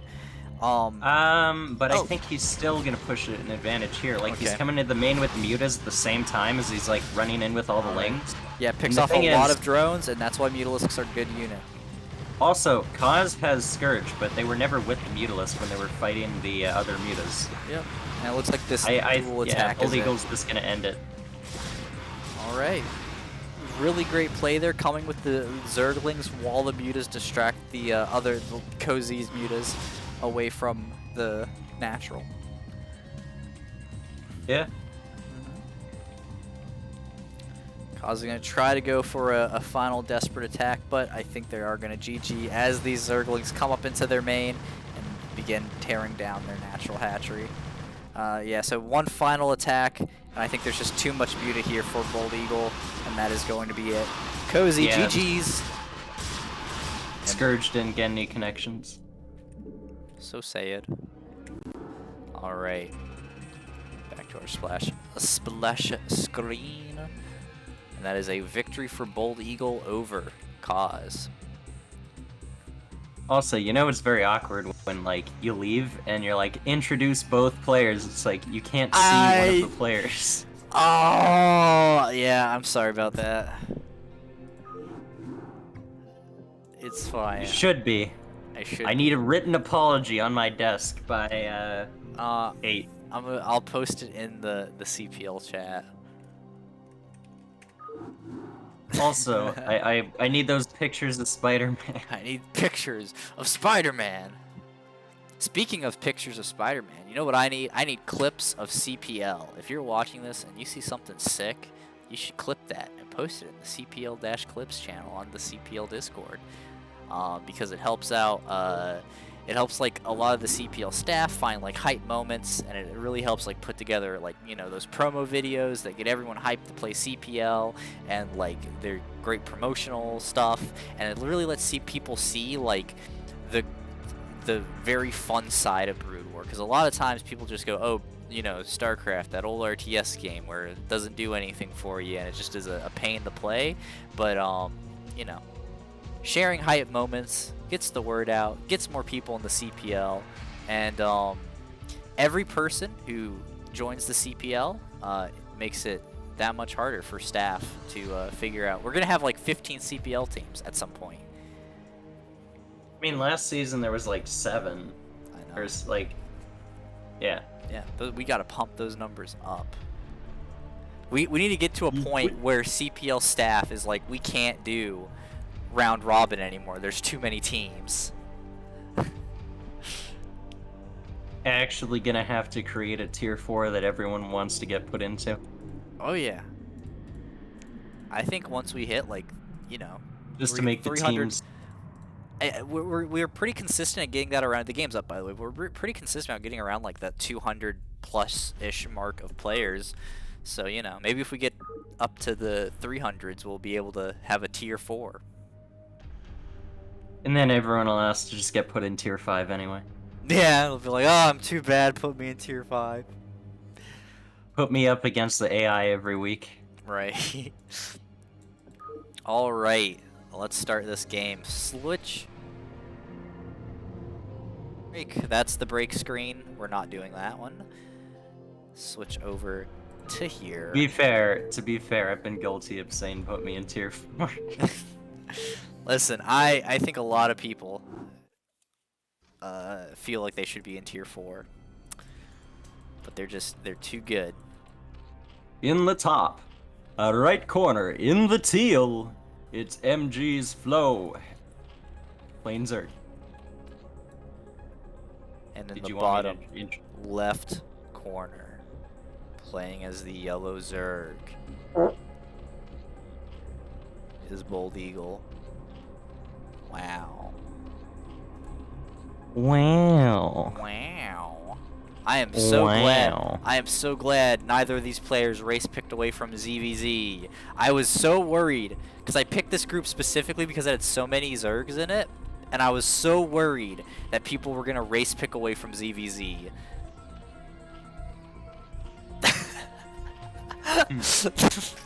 God damn it, character. I mean, it's not like they would race pick into TBT. Unless you're me.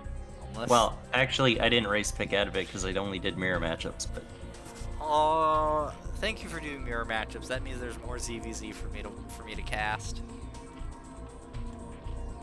CPL I'm probably needs to gonna go know. in 9 pool speed every game.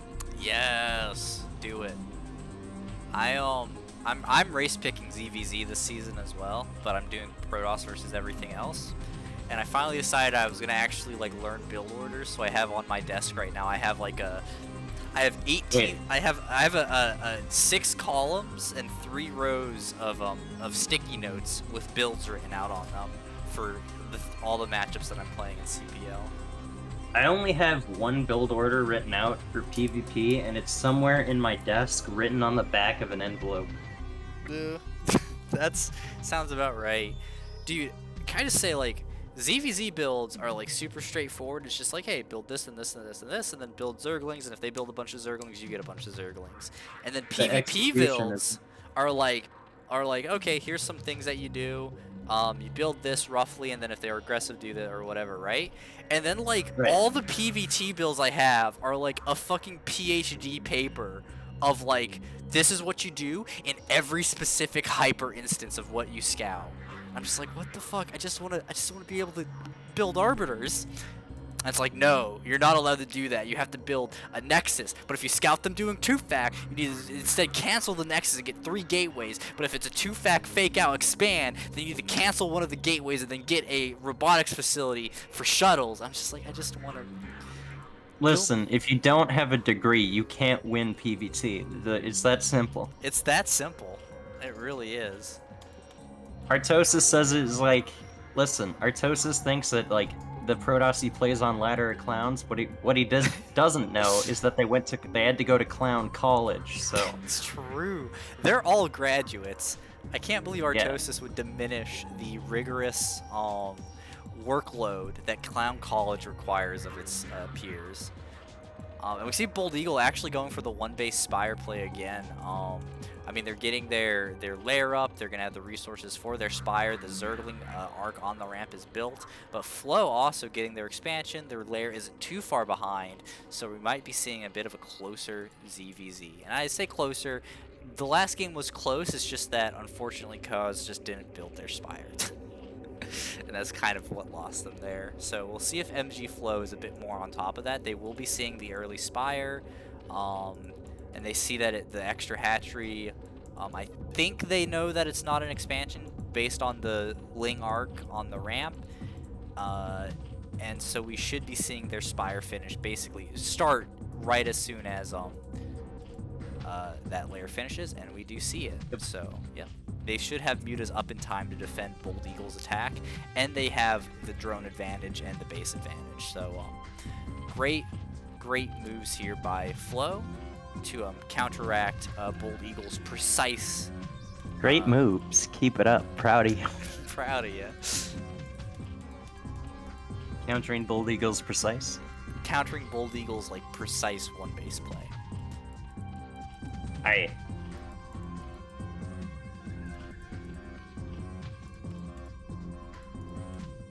Although this is a bit different than last time because he's got the second hatchery up much quicker and in the main. Also, he's like a lot less drones and his Spire's only slightly quicker.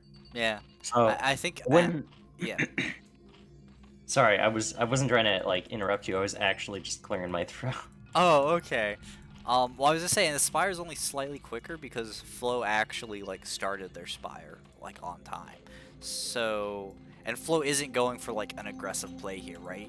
Cozy tried to charge up the ramp and that just didn't work out. We see those Mutalisks from BoldEgul are actually about to pop, and honestly, I wouldn't hate seeing them kill the Overlord in the main, just because I don't think they're actually going to get any damage on the other side of the map with Flow's own Mutalisks coming out.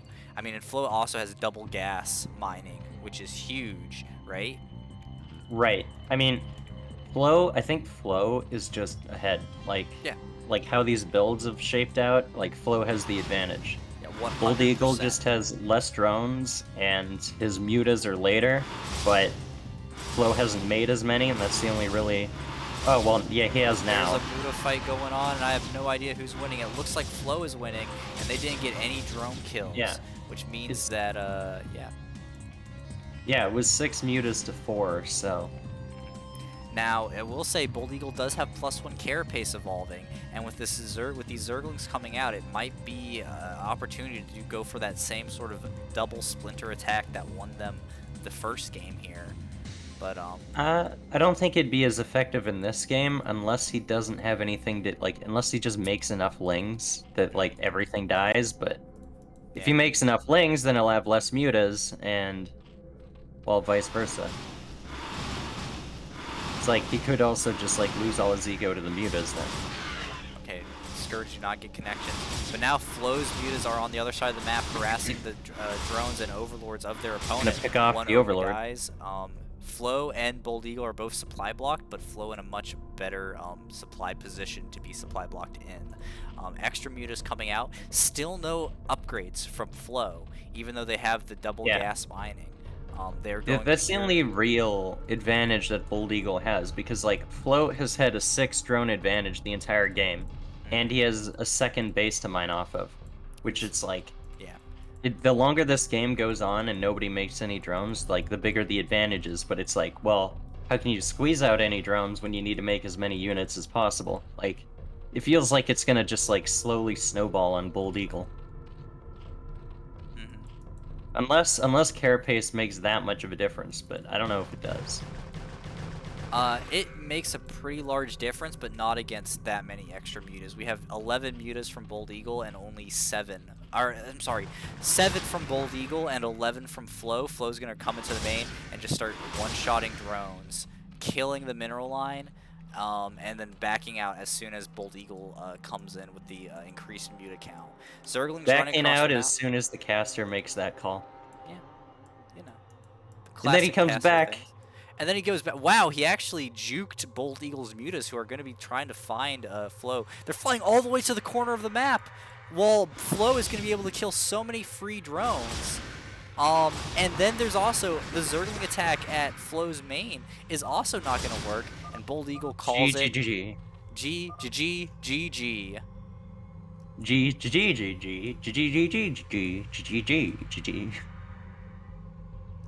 All right. And BoldEgul won one, lost one, and Flo takes that game.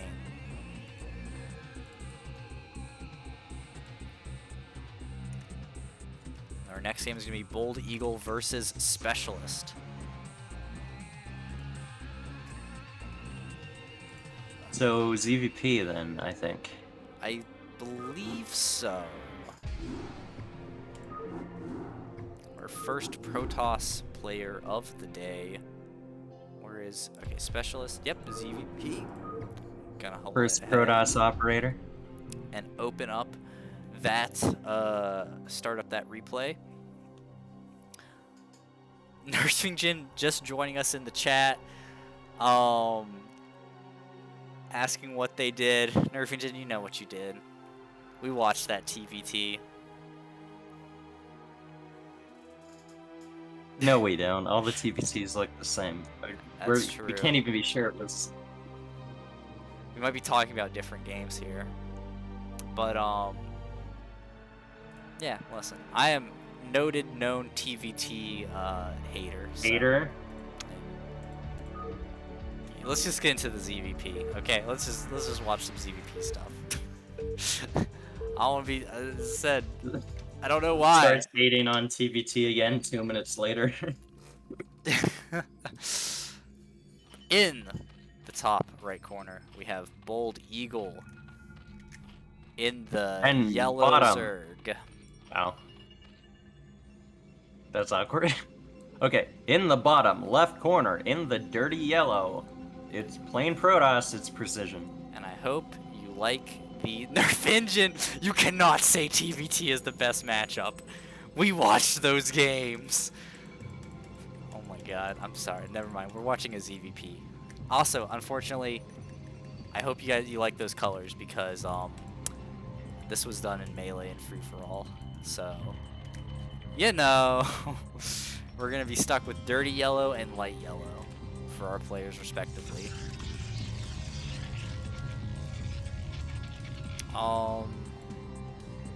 TVP is the best matchup. Character, get out of here.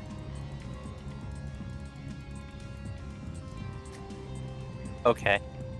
No, don't. It's fine. So, yeah, it's basic stuff. Looks like it might be an overpull here, from BoldEgul, and that is what it is. Preseason, meanwhile, going for the Gateway Expand. Such a fun build. Like, Gateway Expand is just so cool. So fun, so cool.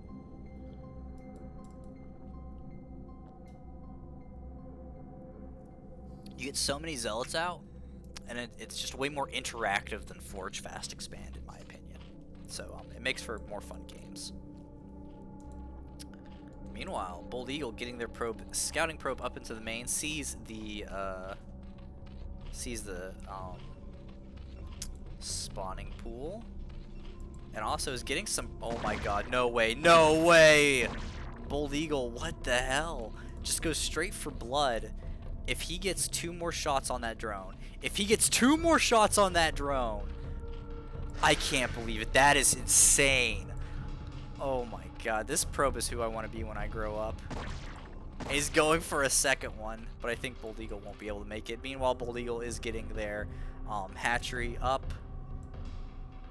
Chibi says this is big pep. That is very true. And our first Zealot is also out, so as per Escalade's redemption, this is Phoenix, our first Zealot. Oh, no, let's not reveal players. This is in canon Phoenix. And now the Zerglings are going to run across the map. It looks like, yeah, the scouting probe got to safety, and it's just running out. And let's see. First Zealot right here. Keeping track of them. You missed me. I did miss you. Please. It's so awkward casting from this. Nah. You do a good job by yourself. Thanks. Alright, and with 3 Zealots out, there is not enough Zerglings here to actually put on pressure to threaten the base. The probe moved to block the ramp, so great moves here from our Protoss player. Keep it up. Proud of you. Keep it up, Specialist. We're proud of you. BoldEgul, meanwhile, getting up the 3 hatches, getting up their sort of SimCity blocker hatch at the natural. So, you know, good plays there. Good stuff. Ooh, and the probe. How did the probe mineral walk through that egg? Because that's how mineral walking works. Yeah, but he didn't have vision of anything. Oh. Magic. Witchcraft. What? Burn the witch!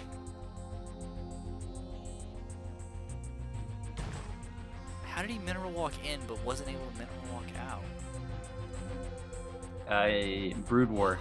Oh, he did the shift click trick thing. Okay. That's Mad Dog in the chat with the MVP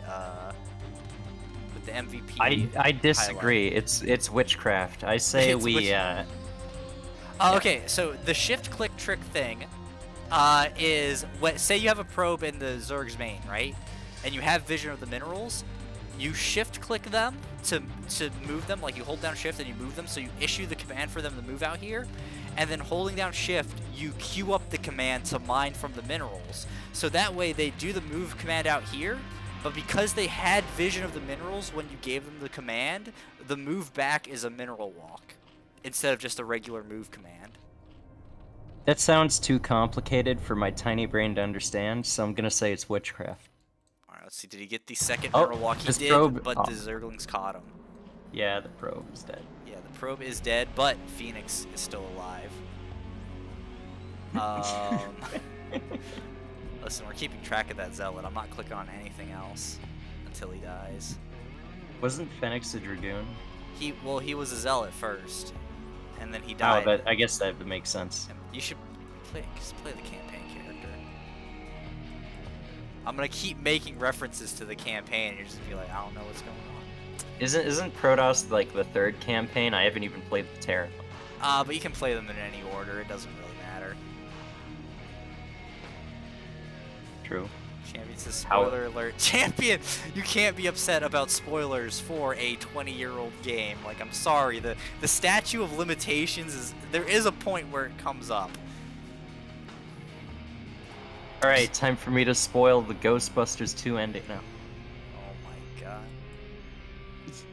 god. They saved the city, and then I don't know, something happened. Didn't like I actually forget. Isn't that the one with the Stay Puft Marshmallow guy, or is that the that's first one? the first one. The second one was with the Statue of Liberty. Oh yeah, you're right. The goo all over the statue, and I don't know. And then doesn't like Egon, because they made that new Ghostbusters movie, isn't he like an alcoholic or something? I don't know. I never saw the new one. Like, I thought they did a story where like he became a deadbeat dad and was like, okay, I don't care about anybody in my family, but then he became a ghost, and it was Harold Ramis, and it was weird. Huh. Because he's actually dead, and they were like, here's a ghost of a real person, but we own their likeness, so we're allowed to do this. And also, he's an alcoholic now. He's also an alcoholic now.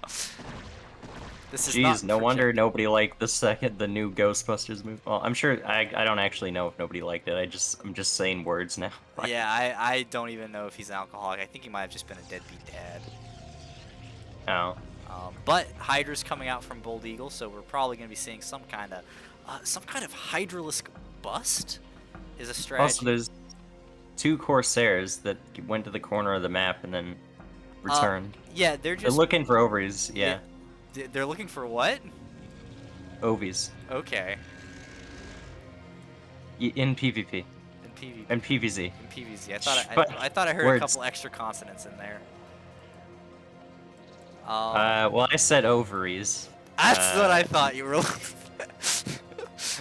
Wait, did I say ovies just now, or did I say different? You said. You know what? Let's not get hung up on the details here. Hey, Karen, how do you pronounce the thing that comes out of volcanoes? Lamb. Lamb. So I think BoldEgul was gonna do some kind of Hydra bust here, but Precision, you know, they already have the High Templar up, they have the Storms up, so like there really isn't that much that the Hydrals can get done, and so they're kind of going into that lair tech, and they might be trying to move into instead a Lurker Contain. First Corsair does get killed. Yes. Yeah. No, I was gonna say the same thing. Oh, okay. I'm sorry. Nope. Into the lava you go. Ah. All right. So here's the problem. First Dragoons are gonna start coming out, which means we're breaking the timeline, and that we're gonna have the Phoenix Zealot and Phoenix Dragoon alive at the same time. I'm not sure how that works, but it does, I guess. It's the alternate timeline campaign. Where he clones himself, and that clone gets put into the Dragoon suit. All right, where's that Dragoon? All the Dragoons just become Phoenix. It's just like a bunch of cloning projects. They're just Phoenix clones. Yes. Yeah. StarCraft: The Clone Wars. So there's Execute no Order 66. That's the order where they just kill all the High Templar, I guess. All the DTs. Yeah. The DTs are the closest. They're fucking weird ninja dudes. Okay, Robo started from Specialist, so they should have observers up in time to prevent the there's a DT somewhere. A DT actually kills the drone that was gonna make BoldEgul's third. That is huge, actually. That's gonna delay. Also that gonna get a for few so Hydras. Or at least one Hydra. No, he's gonna back out before the Overlord comes. Overlord get there. And now BoldEgul actually is gonna do the double expansion. The Corsair is actually gonna catch this bottom one. I don't know. He could have kind of maybe pocketed the DT up in here to snipe the drone as it was coming in. But yeah, that Corsair's gonna see this hatch start going down. And here's the Also, push. he's gonna. Yeah. No, go on. You were talking about the push. I was about to talk about the push. No, talk about the push. I don't know. Every time I interrupt, you're about to say the same thing anyway. Well, interrupt harder then. Okay. He's got this push with 6 High Templar coming across the map. That's a lot of High Templar. Okay, That's a lot of beef. Phoenix Dragoon is fighting them with his face, and the Hydralisks are getting on top of the High Templar, trying to snipe them out. And they got 2 of them so far, but I don't think that's enough. There's a lot of Hydras all over the map, but I mean, there's still enough High Templar here to probably have a few storms available.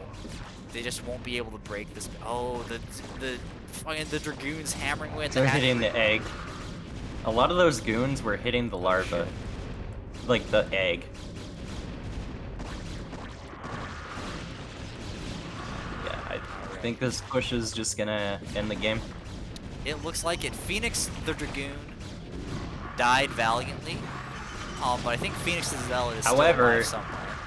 However, he's got a 10 more Phoenixes Lurker still spawns, alive. no Observer. Lurker is out with no Observer if Specialist doesn't target this down. Oh, okay. But he does have High Templar. Actually, do Lurkers take storm damage when they're burrowed? Okay. So if he gets the storm on the Lurker, that Lurker will die. He misses. He misses the Lurker though. Yeah, and this attack actually is going to get cleaned up. You know, the funny thing is, huge. He could still just run away from the Lurker. Oh no, it's. Oh, the drones are coming in. Yeah, the drones have to come in because a storm killed all the Zerglings that were supposed to reinforce. But 2 more Lurkers coming in. Yeah, still no Observer. The Dragoons are going to snipe down 1 Lurker, but the Dragoons they should have just wedged themselves in the natural and killed the hatchery. Also, this Archon can just walk into the main and kill all these drones. He can do that. But instead, Specialist is just moving to the undefended 3rd and is going to kill that and put the pressure all over the map. And I believe both Phoenix Dragoon and Phoenix Zealot are dead. Rest in pieces. They did their best. And this Archon will kill. Oh, he's targeting down the Evo chamber. He could kill all these Zerglings, but in his single-minded attempt to prevent the Zerg from getting no upgrade because it just researched. But BoldEgul will GG regardless, and Specialist will take this game.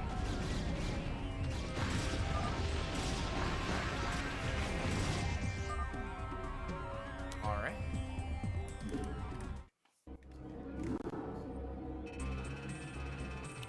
And we'll move over to our splash screen and record that score. BoldEgul, unfortunately, well, BoldEgul with 1 win, so it wasn't a complete wash for them. But they did lose a ZVZ and their ZVP, but still, you know, 1 win is more than no wins, so that's a pretty good showing, I'd say. Yeah. Our next game is going to be Cozy versus Which is another ZVZ, and then from then on, just PVZ. Yeah, 2 PVZs back to back, so. Noting how this group has 0 Terrans, and that's exactly why you picked it. Yeah, it had 0 Terrans and 3 Zergs. Alright, game is up. Let us switch over to the actual in-game screen here.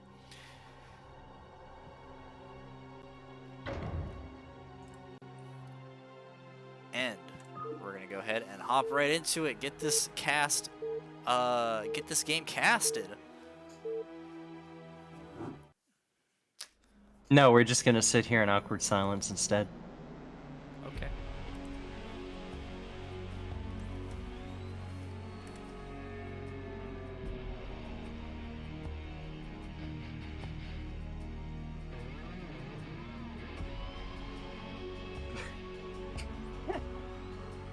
Okay, well, I laughed. So, in the Alright, top, I win. right corner, playing as the White Zerg, it's _cause.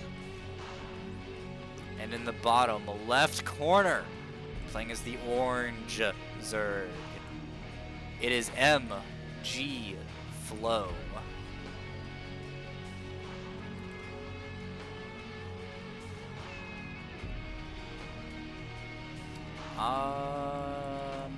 Yeah. Does the noise suppression filter out my clicking sounds, or can you hear it? I think it's filtering them out. Oh, okay, because I was making, like, clicking sounds with my mouth, and it just, like... I've noticed if I try to make, like, sounds with my mouth, noise suppression just filters it out. That's... I'm not sure if that's a good thing. It sounds pretty useful, though. Well, the reason I have it on is so you can't hear my keyboard. The keyboard but, that like, you abuse? No. The keyboard that apparently owes you $50 that it definitely is going to get back to you. Listen, I don't know. Like my mic, like the mic just picks up my keyboard really loudly, even though I'm not hitting it that hard. I swear. 12 hatch here from Cozy and 12 pool from Cozy, 12 hatch from Flo. Is it cause? Should I be saying cause? Because honestly, saying Cozy because it's like, oh, it's cozy. I don't know, I like that. Maybe it is cozy, but I've just been saying cause this entire time. You can say cozy, I can say cause. There we go, tomato, tomato. Lava, that lava. way one of us will be right. We'll have a 50% track record for our cast. Yeah, because if we both say the same name, both of us could be wrong. However, if we both pronounce the same name differently, one of us could be right. There we go, and then they can't get mad at us. Exactly. They can only get mad at one of us at a time. You know, unless we both say it wrong. They can't get mad at the cast itself. We should just start including the underscore before cozy or cause. Just like being like Underscore MG brackets flow. Yeah, instead of saying flow, it's like MG square bracket flow square bracket. In the chat, they're saying that we could both be wrong, and I don't think that's possible. I did acknowledge that. So get wrecked. You know what? Even though you're right though. No, I don't think it's possible that we're both wrong about something.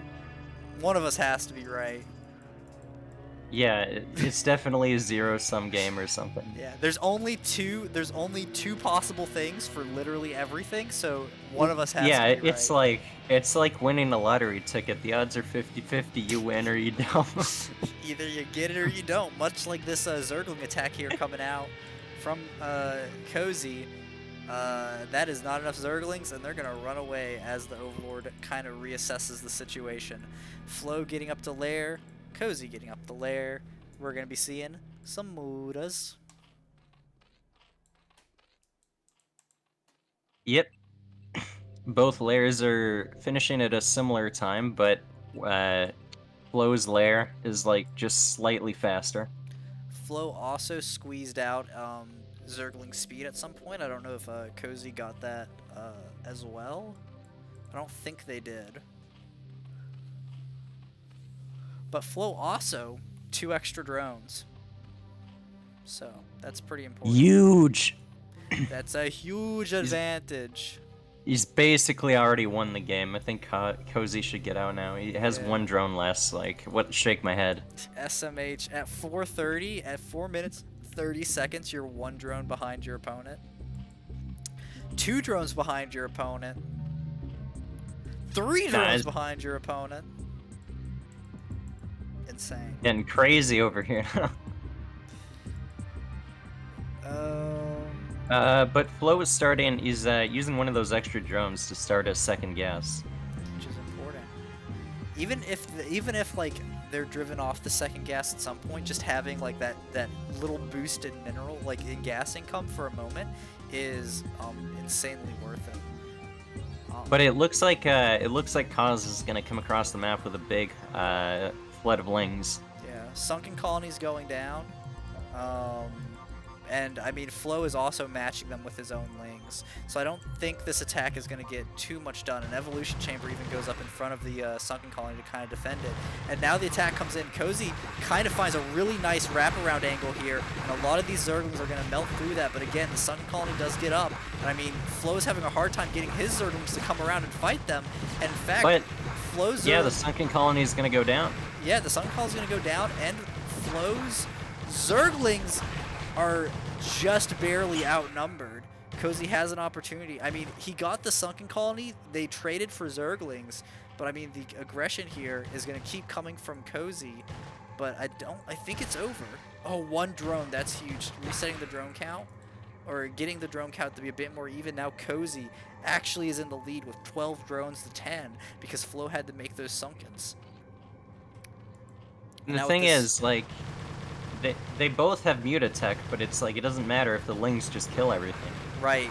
And I think it looks like the attack in here from Cozy is also going to still get some damage done. There's one mutant in production from Flo, which can defend this, but they might lose the hatchery before that actually happens. I mean, it looks like Flo's just gonna barely defend this. Yeah, I mean, and there is a sunken in the main, so it is gonna be really hard for these Zerglings to actually. Of note, Flo lost some drones. Like now it's 10 drones to 12, and he's like disadvantaged in the drone count. Yeah. But he does have his mutas coming out quicker, so. And Cozy he just has to survive any link flip. Yeah, oh my god, he's actually gonna lose his He's gonna get a hatch. Is he actually gonna lose the hatch? No. He's gonna lose the hatch, he can't save it. He loses the hatch. That is actually insane. And the Zerglings are just gonna come back up as the main. And Cozy is building... Did something happen over in, He made 2 creep colonies. Okay, for spores. See, I think he really just should have built mutas. Like, he has the gas for it, and he had the income for it as well. I think he really should have just built mutas to defend. But with the 3 spore colonies coming up, Cozy might be able to turn this into a bit of a longer game just because they'll be able to, you know, kind of have 2 semi-defended bases, and hopefully maybe beat their opponent in drone production.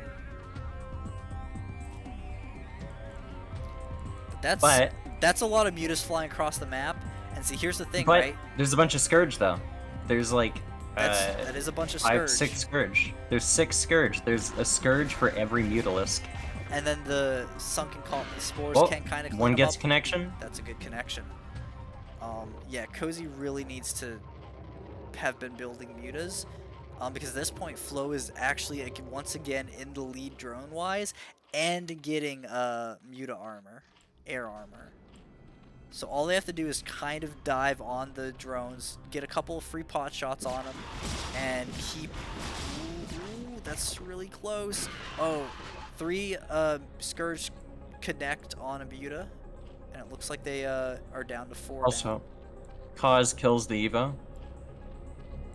Oh, Cause does kill the Evo. This is good for Cause, right? Like, the Scourge connections were pretty good. And also just the threat of the Scourge, right, is pretty good, so... Yeah.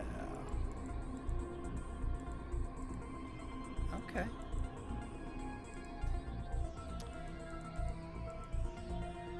Cause still 3 drones behind though. And Flo, I mean if Flo just keeps pumping mutas, they do just, I don't know, right? Like, they have the starting muta count is too high.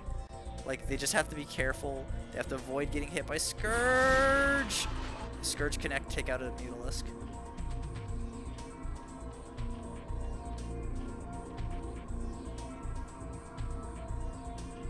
Flo getting their expansion reestablished, and their extractor from earlier is also still alive. So once this expansion builds up, if they get drones on the gas mining there, they will be able to, like, outrate Cozy, who's getting +1 air attack.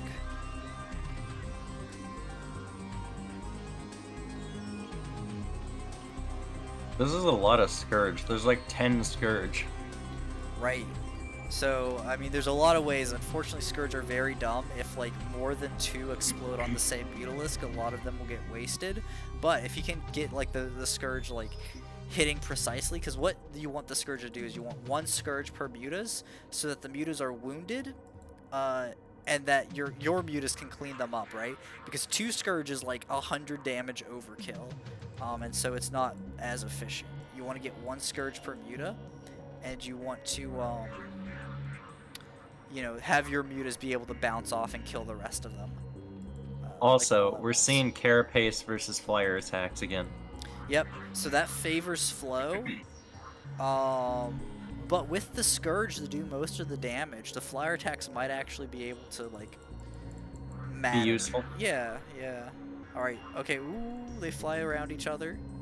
So both players know where each other's army's at. Ooh, really nice move. I mean, here. I think pick off on the Pause Scourge, just pick wins off this on the fight. Scourge, pick off on the Scourge, 2 Scourge connect, and it looks like the rest of the Scourge collided with an Overlord. I have no idea what the mute account here actually is. I don't think the players do either. Now we can see 6 Flo to 10. takes the fight easily, and that is going to be the game. There's no way Cozy actually takes it again. If they hadn't gone for the spores, The Overlord. Yeah, well, Oh. if they, I was saying earlier, like if they hadn't have built spores, if they had just been like, okay, mass mutas up on like their huge bank, they would have had the advantage going into this, and they could have got armor. But great game for both players. I think it also heavily depended on the Scourge connections. Like if they didn't dive into an Overlord and went on the mutas instead, maybe it makes a difference. But like how many Scourge died on an Overlord? But also, Flo did a really good job of picking the Scourge off before the fight to make sure that pick-off, like those connections couldn't happen. But again, great play from both of our players. A really fantastic ZVZ to, you know, be the last ZVZ to cast. yeah, now we got PVZ. Now we got 2 PVZs in a row. How do you feel about PVZ? It's fun. I like playing it. It's a pretty fun matchup to play. Nope, not that one. This one. It's a pretty fun matchup to play as the Protoss. There's a lot of fun stuff you can do in it, but it also can be very frustrating sometimes. So, you know, you take what you can get. All right, let's get this next game set up. Our next game is gonna be Cozy versus Specialist.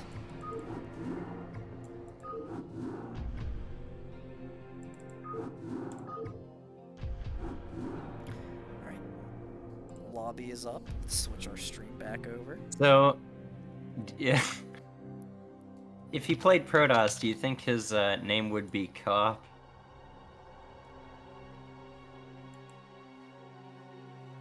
Or if he played Terran, his name would be Cot? Or Co-T or Co-P?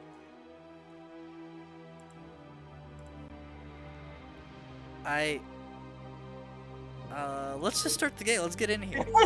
Wait, what? That's crazy. He could be cause, cop, or caught, and it's weird that those all are actual words. Except for cozy, I guess. Well, I guess if you pronounce it cozy. If you pronounce it as cozy and ignore the lettering. In the top right corner, as the purple Zerg, it's cozy. Or cause. The magenta. Or Zerg. underscore cozy. Magenta Zerg character. Meh. Correct. Same difference. Correct.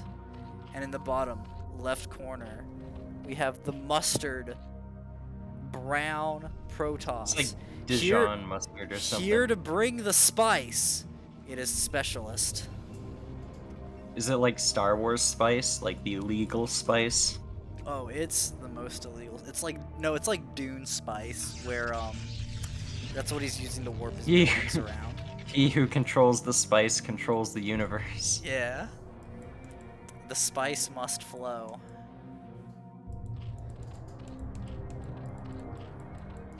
I like how in the Star Wars games, like, spice is basically just drugs, but they just call it spice. Yeah. It's like how cigarettes are death sticks.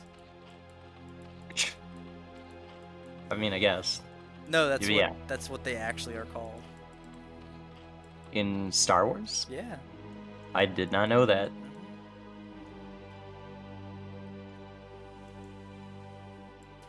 Especially if you roll some spice. Yeah. Alright, Cozy getting their expansion. So it looks like a 12 hatch there. And a gateway expand from Specialist. If it was Posh Spice. Not sure.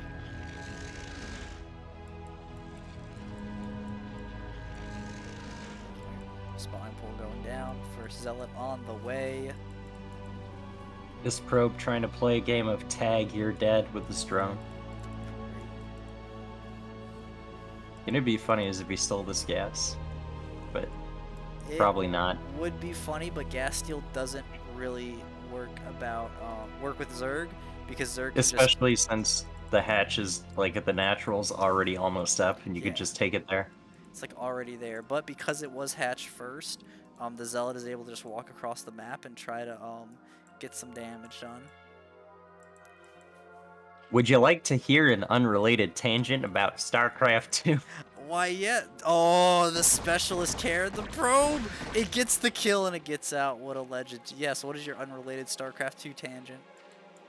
Oh, is that, like, sometimes I'll play ladder as Terran, and if you play Terran against Protoss, like, sometimes, like, the Protoss probe will be annoying in your base, and they'll steal your gas, and I'm just like, why are you stealing my gas? Like, my CC gets up fast enough that if I take my gas at the natural at the same time, it doesn't matter. Huh. Then that's basically what happens here. So the first Zealot gets up into Koz's main. Yeah. Phoenix, brave as he is, he will get surrounded by Zerglings and murdered, unfortunately. I think Phoenix was probably that probe that got a kill instead. This is an alternate timeline again.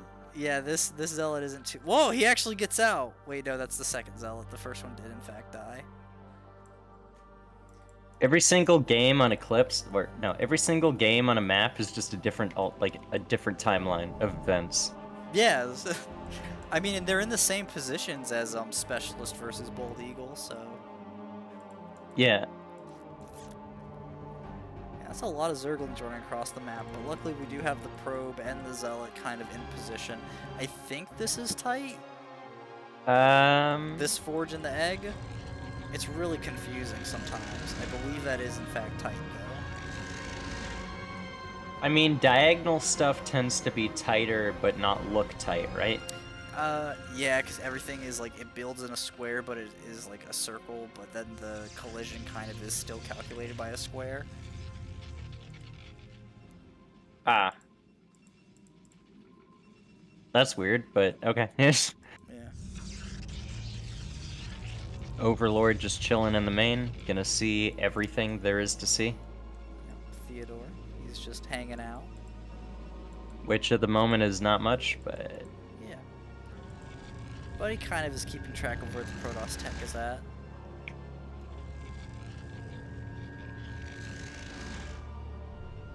It's not much, but it's a living. Sees the Stargate and turns around. Which, yeah, basically what you'd expect. The Corsair is coming out, probably. Mm-hmm.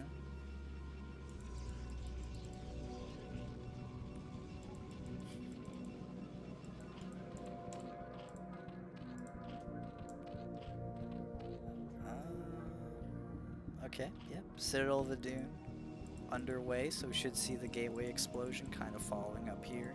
And on like 3 or 4 gates up in the main here.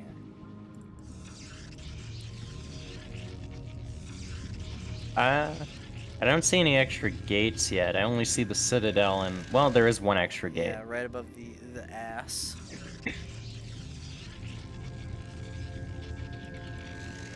Wait, the ass? The ass.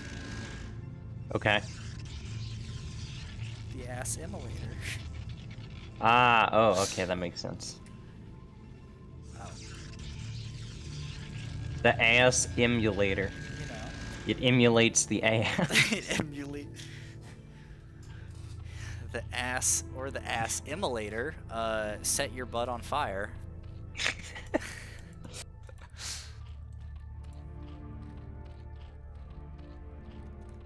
I did Hey, not know listen. immolate was a word, but now I learned what it means. Yeah. Hey, listen. It's better than what the Zerg has. They have something that used to be farming equipment.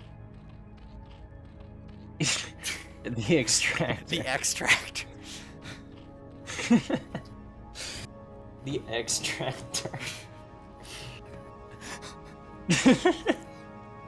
Jesus Christ. Hey, They just let us cast these games. They just let us do this. Well, this is what happens when I become the co-caster, is that you become more like me, except you have more energy than me, so you can like think of these things a lot quicker. 2 Scourge take out a Corsair. To be fair though, I have more energy from you because it's like I'm like 2 hours ahead of you in terms of time, and I've chugged like 3 cups of coffee at this point. So. Yeah. You know. Fair enough. It's like there's a that DT is doing the.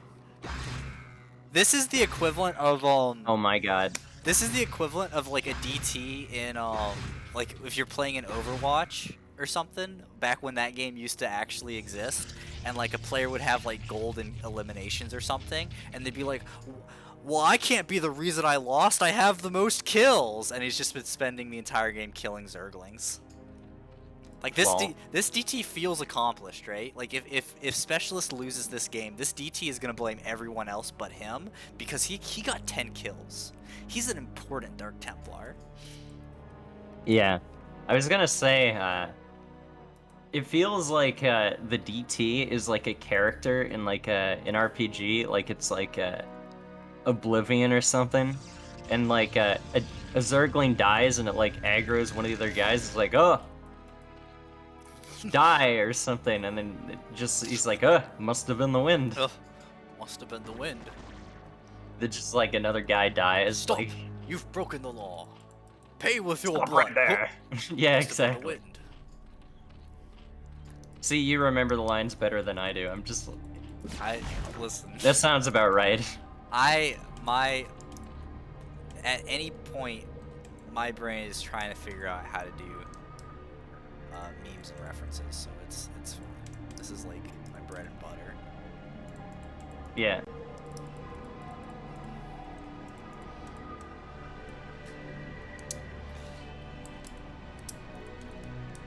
Was very tempted to say there was a control group of zealots attacking into the natural, but they were just returning to their own natural. It was like, they're attacking, wait a but second. in the opposite directions. Like, hold on. Come, like, wait brothers, a second. we will lay siege to the natural base. Wait a minute. Also, this DT is heading out again. Jesus. He's looking for more Zergling kills. Mm-hmm. Also, there's no overlord with this group of Hydras. Like, watch, like, the DT start, like, kill 5 Hydras before he notices. Right. Oh, no, he just walks by the Hydras. Yeah, I think he's going to the... He's going to the 4th, but there's no base there yet, so... Big Hydra push coming. Or not. Or not. Attack, brothers, in the other direction. The opposite direction. Let's all move out this way and then retreat. Although this one Hydra did not get the memo. He's like... Behind me! We will charge! This Hydra's like the, he's the co-worker that no one likes. And they're like, yeah, let's get him! Okay, everyone stay back. Let him... Okay.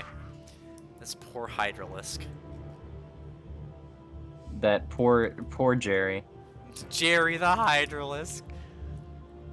Yeah. What's the So I know- deal with a move? So I know this guy, his name's like Captain Club. Like whenever he has like Marines in weird places, or like his Marines do whatever, he's just like he just names them like Billy or Jerry or something. It's usually Jerry. He's like, "What are you doing, Jerry?" Jerry, get back here. Oh, the DT. Like Jerry the TT. Marine.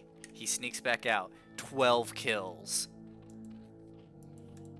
He did What actually, a badass. He did kill an expanding drone, and that is pretty big.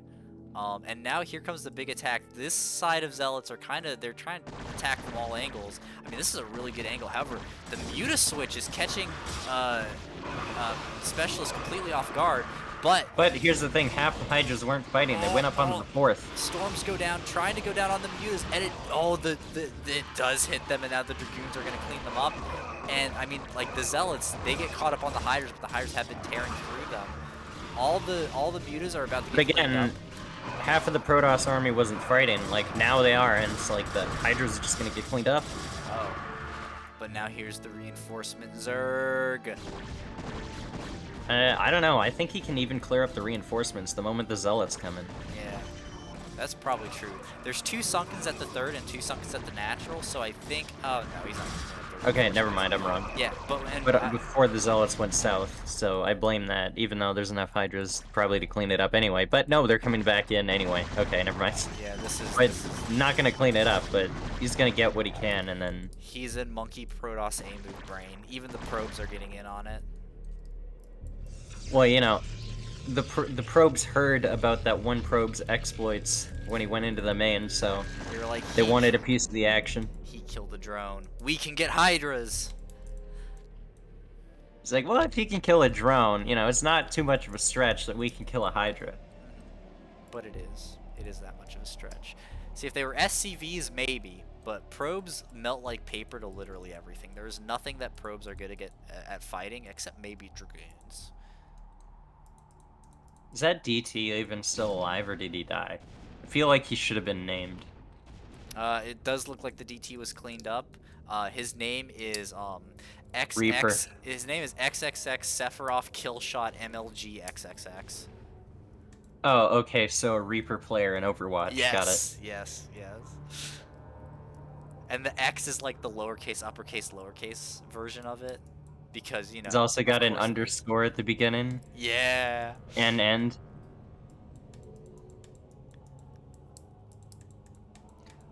His Xbox No Live, offense, Cozy. his Xbox Live profile picture is like the Grim Reaper skull with like 2 guns or whatever. It's Reaper. It's It's the Grim... No, it's the Punisher those, skull. Never mind. His Xbox Live profile is the Punisher skull. Oh.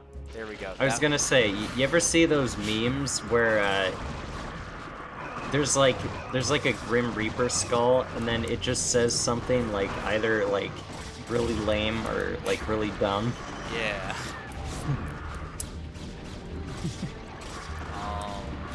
Just imagine that, like, his profile picture is just like a meme. Yeah.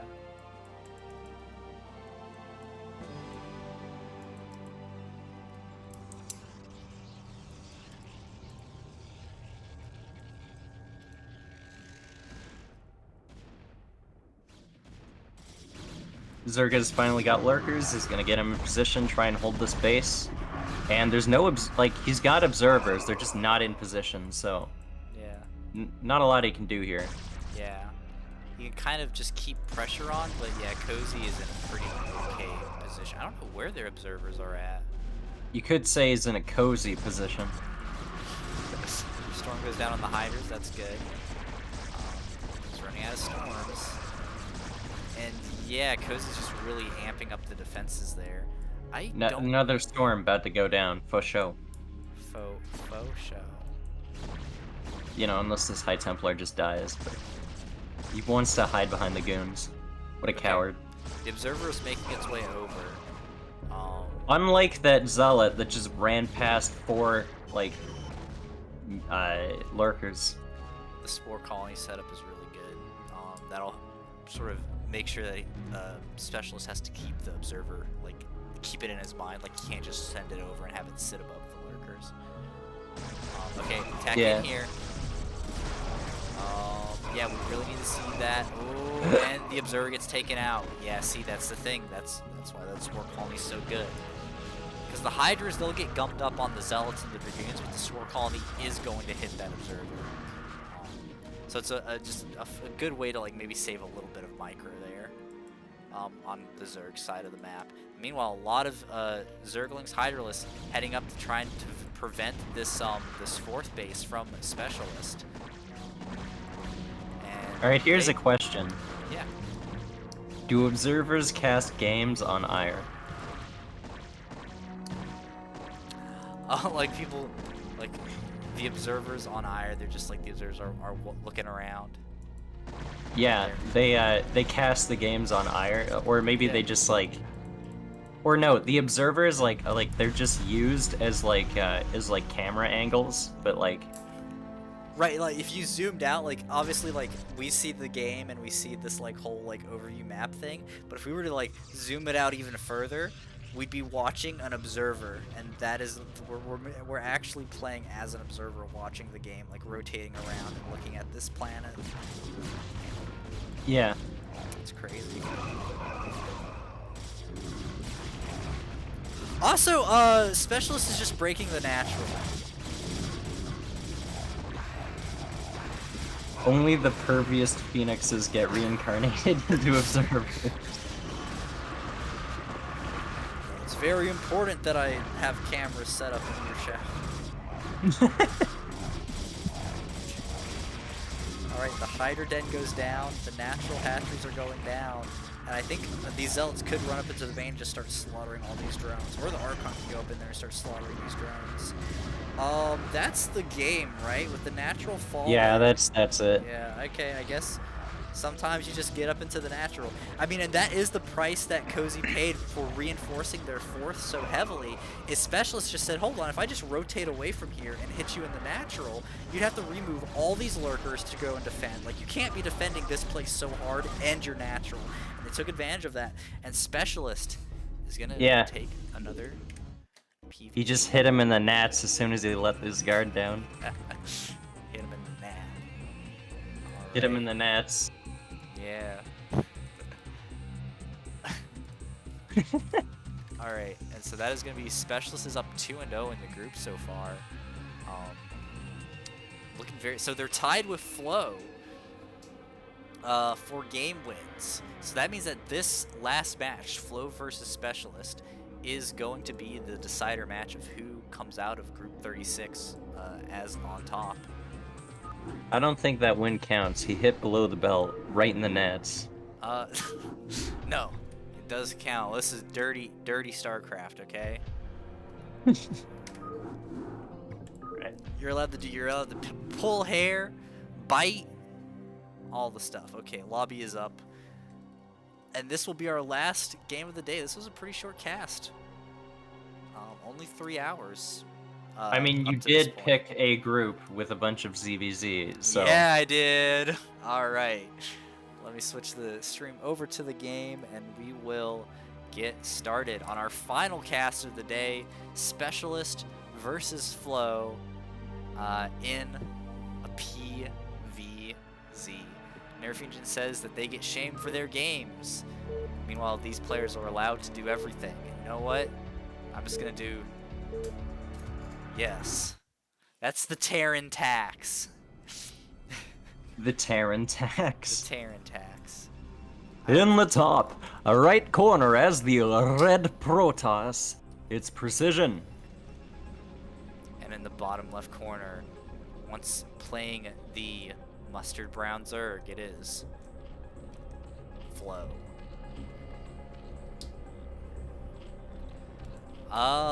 Now... Excuse me, it's MG, square bracket, F, Flow, W, square bracket. I'm sorry.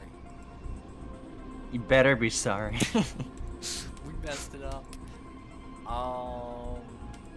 Yeah, listen, this is a good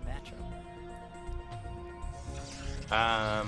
Just to be arbitrary, I'm going to disagree with you. Not because you're wrong. Because PVZ is the worst matchup, actually. It's worse than TVT. Basically. Yeah. No, it should be a fun match. Yeah. Specialist has been really dominant in these PVZs. That might be like a specialty of theirs. Yeah. Oh, oh, yeah. oh. I mean, they're playing really well.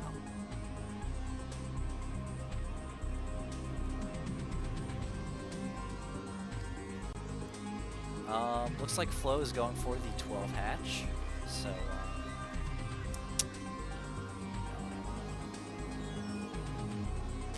11 hatch.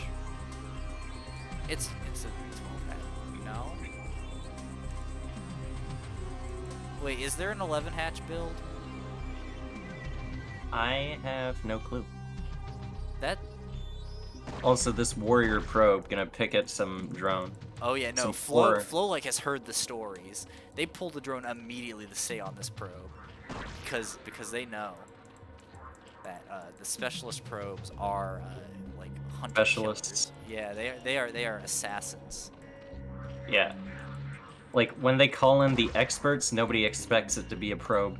It's like, hold on, we have somebody, and then the probe comes in. Like the probe just has a barcode on the back of its head. Oh my, yeah. Like Probe all the probes 47. have barcodes. Yeah. Yeah. It's probe 47. Set up this drone's death, as Leo Ray.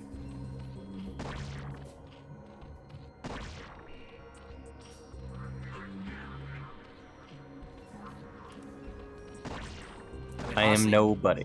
I am everybody. God forbid that anyone could be better than me. Or whatever. I forget the lyrics. Oh, Flo doing so 3 hatch.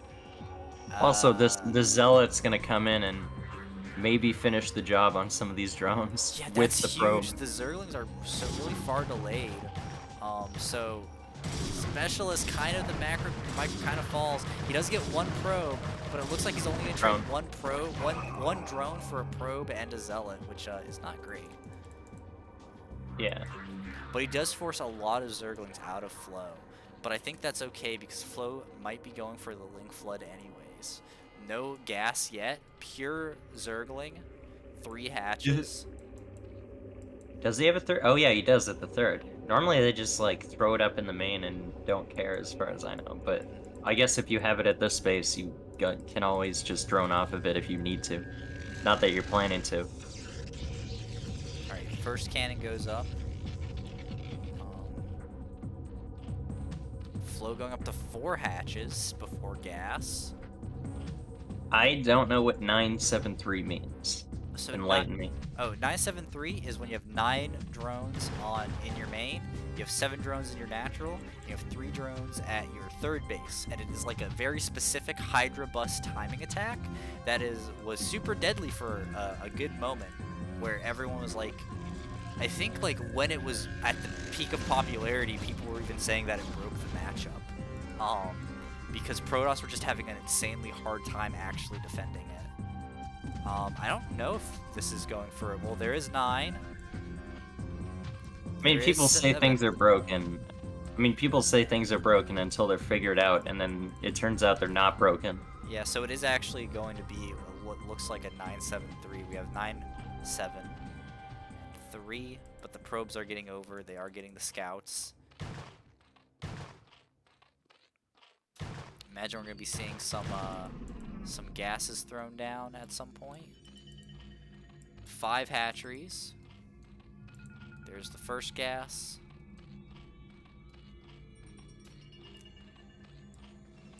Oh yeah, there is 5 hatcheries.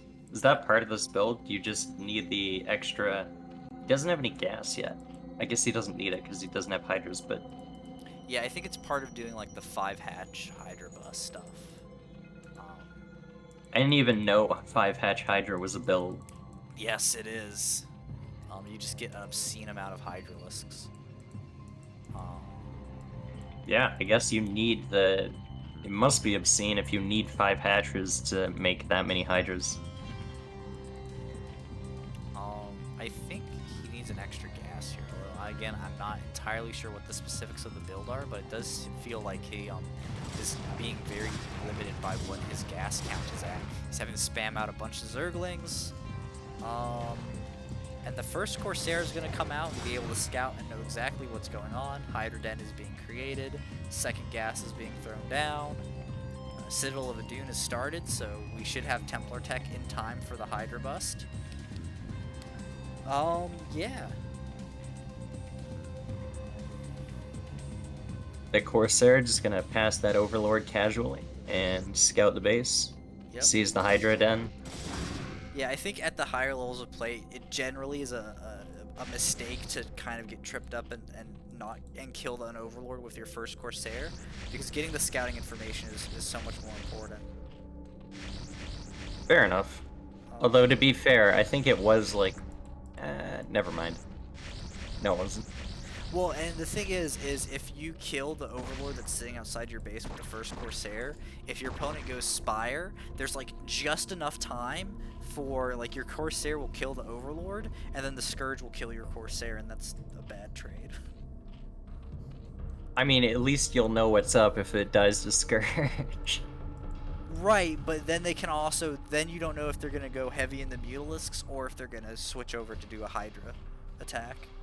That's true. Yeah, like you need the scouting information because you have to know if you like have to build 18 cannons in your natural.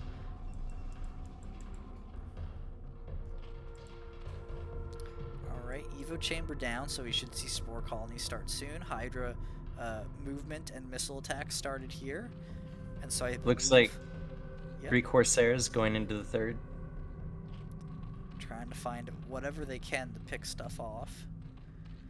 MG Flow doing a good job of staying out on the map, spreading a lot of Zerglings around. Hold on, are we on the right colors? We're not on the right colors. I was gonna change because these Zerglings blend in with the like road markings so well. That's kind of annoying. But they don't. Okay. They don't if you're playing on Carbot mode. You know, why aren't you casting in Carbot, my man? Well, maybe I will. Hey. I still need to buy Carbot. I don't have it. I just never got it. So probably. I mean, you don't need to have it, but. Yeah, But Carbot. but Carbot though. How else is Blizzard gonna know that I desperately need more StarCraft content in my life? They don't care. It's Microsoft now that you got to worry about. Oh, that's true. Did you hear the thing about how Microsoft used to have a StarCraft 2 team and the name of it was Microsoft Macro Hard? No, but I know that there's like so there is this like SC2 series like for like collegiate series. Oh, fuck, I don't know how to say the word. It's like a college. I'm just gonna say collegiate, even though it's probably not how it's pronounced. No, I think that's how it's pronounced. You got this one. And like there were teams that were universities teams that were like sponsored or like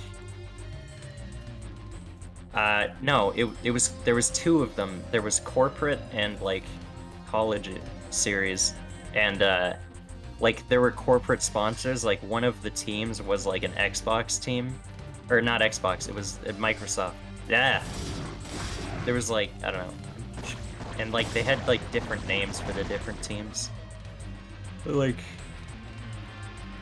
I don't know. I was probably going somewhere with this, and I just can't remember. But it was something to do with that. Yeah. I have to like look it up now. And they were using like TLMC maps, which was the Team Liquid map contest. Is like, and they would have different maps like each week. It wouldn't necessarily be the Team Liquid map contest ones. Like they would have a system where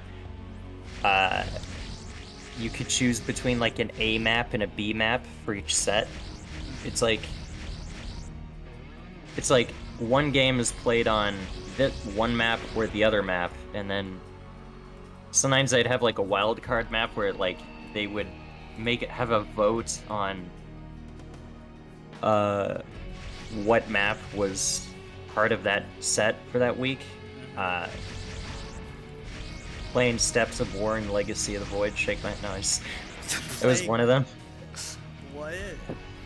It was like sometimes it'd be ladder maps of the moment, sometimes it'd be TLMC maps, and then sometimes it'd be random maps. Wasn't there a StarCraft 2 version of Lost Temple?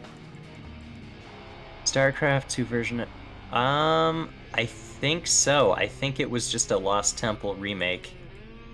Like tanks on the high ground and all. Yeah. Alright, well I gotta say, okay, to get back to our game very quick. Yeah, I spent too long rambling. Sorry about that. By all means, listen, we need something. I mean, there was just a lot of posturing back and forth that didn't really result in anything. So it's a perfect moment for us to come back into this game while an attack from Specialist is going to start. We have Stormers, we got Zealots, we got Dragoons, and they're going to run away because that is a lot of Hydralisks. But I would say I also really like the Zealots out on the 2 bases down here. Because Zealots are only 100 minerals, so it's basically free, and you get perfect information of when your opponent is going to try to expand down to these bases. Right. Hive on the way for the Zerg. Enlighten me what tech he's going into. I do not know how PvZ works out. So, late game Zerg, it's the same tech as, like, ZVT. You get, well, except you absolutely 100% get Ultralisks. It's not like a choice. You can It's like how you know how in TV in ZVT like you always get defilers and then sometimes you get ultralisks. Like sometimes you just do Hydra Lurker defiler, but sometimes you get ultralisks. It's like you usually get ultralisks and sometimes you get defilers. Yeah, in this one, it's like you always are gonna have ultras, but you just can't get although you're probably using the defilers for plague rather than you know, the orange cloud. Yeah, because Protoss units have a lot of like that heavy armor, and especially you know, Zealots. Hydras do explosive damage, so they only do 5 damage per shot against Zealots, but if Plague gets rid of all their health, they can't heal that, and they're just taking the full damage to their shields. So Plague is super useful. You can also get Dark Swarm. That does also help when you are doing like Defiler Ultralisk, which when you're on like 4 bases, 4 gases, you can kind of like do.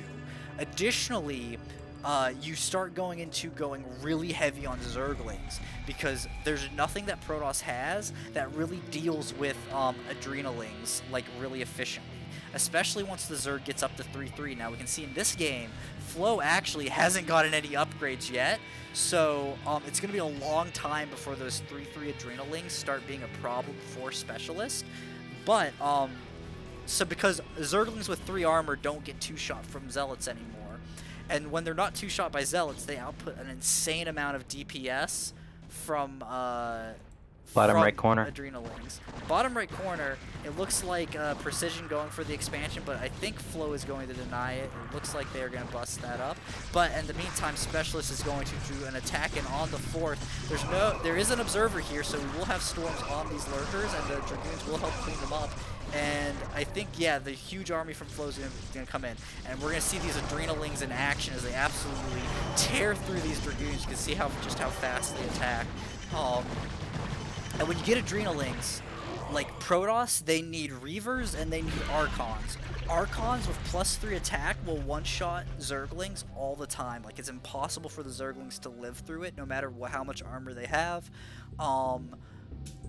But you need a decent amount of them, and you also need Reavers, because Reavers are good against the Adrenalings and the Hydras. So, yeah. Rough game here. Like, basically mid-game, ZVP gets really hard for the Protoss.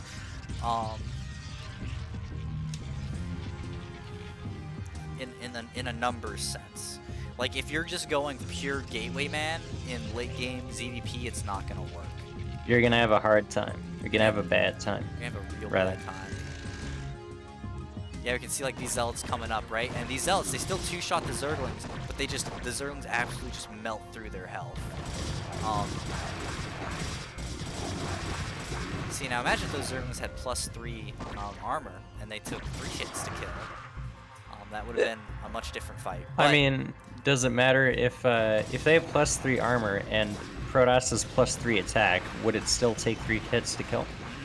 So yeah, the Protoss has to be 1 attack upgrade above the Zerg in order to get the 2-shot. Oh, okay, because they finally have +3, but... Wait, do they have +3? Oh, no, but the Zerg only has +1 armor. Yeah, so... Yeah, that probably makes a big difference. You can see Specialist is really trying to secure these bases. Oh man, those Zerglings are going to catch all of these High Templar. Yeah, and they don't even have enough to, like, just throw down a storm. I think 1 does. Yep, there it is. Yeah. Oh, the clutch save on the Archon, though. Yeah, but again, like, those were 3 Zerglings hitting that Archon, and it took it down to, like, 1/3 of its life.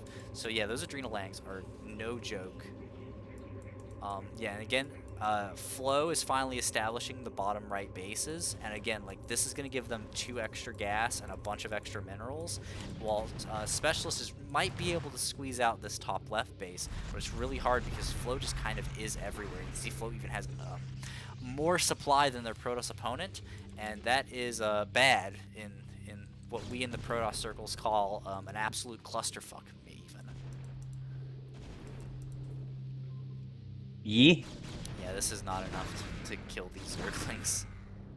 Might even see Plague get thrown down. We might even see a red Archon. Yep, there's the Archon with the red goo. It doesn't really do much. And then the Dark Swarm comes down, so these Dragoons are not going to be able to do anything.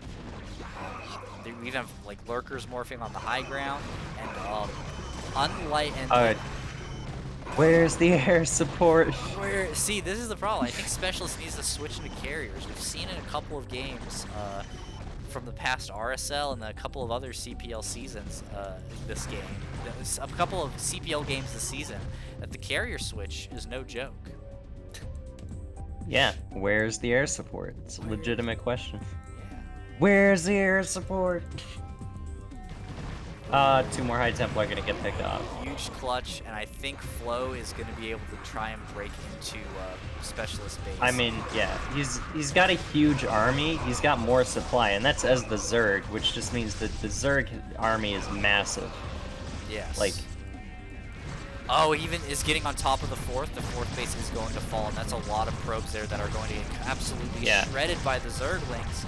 I think like the massive Zerg army is just gonna end the game. Like, this he's is gonna wreck Yeah.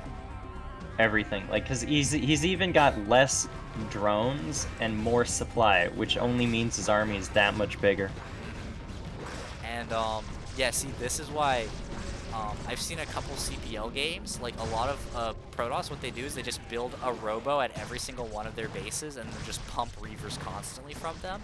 And you know what? I'm starting to more and more, when I see games like this, I'm starting to more and more think that is just the correct thing to do. Because, God, that is so many Zerglings. Yeah, it looked like he just like swarmed everywhere at once, like. And that is definitely something you can do as a maxed out Zerg army. That's why it's so important for the Protoss to keep the Zerg contained and like keep trading in and like trying to edge out. Just keep the Zerg on low supply, because if Zerg ever does get to these 160 plus supply situations, they're everywhere all at once and you can't deal with it. Yeah.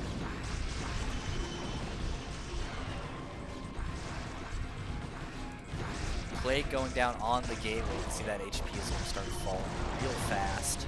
I didn't know buildings could be plagued because I've never seen it before. Oh man. Yep. See, even the fort was unpowered, and that is the game, and that was our last match of the day. Let's go to our CPL splash screen and see how our group stacked up. Carrier switch is not good, but it's spicy, and we appreciate that. Scimo __. We do appreciate that. So it looks like in Group 36, Flo is the undisputed winner with 3 wins, Specialist with 2 wins, and BoldEgul and Cause. Well, BoldEgul with 1 win, and Cause, well, you know what? They participated, and we appreciate that. To be fair, they gave us they gave us really fun games, so we appreciate that. If you can't handle me rambling about Xbox teams, you don't deserve me at my little pep stories. Well, to be fair, Scimo is the one with the little pep stories. I'm the Xbox team, so that just makes me the worst and him the best, apparently. The shot and the chaser. It's the bad caster, good caster duo, you know? Yeah, the perfect, like, you know, the classic. The classic. All right. So that's our cast for the day. Is there anything going on? Is this going to be a regular 9 a.m. weekend thing? Maybe. Yes. However, if you're on the, if you live on the West Coast, it would be a regular 6 a.m. thing. Yes. So we appreciate it. I really do. It's fun to cast these games with you, so thanks for that. Yeah, no problem. Frank here. Hope I didn't get clipped this time around. Oh no. Oh, no. I'm so sorry, Frank. Listen, listen. It was rough, but I look forward. I'm going to cast your games once we get closer to the end of the CPL, and I'm expecting good things from you, because all the stuff watching those games, it was literally just you talk to your coaches when you get on your team, and you're like, hey, can you show me where do I need to build my buildings? How do I set this up? And you're gonna do good. You're doing all right. Put that eBay micro. Now there's a lot of pressure. Oh, we're putting the pressure on. Um, no, I'm kidding. We're just having a good time here. It's all fun and games. Keep the crustle up. Yeah, we like to have fun here.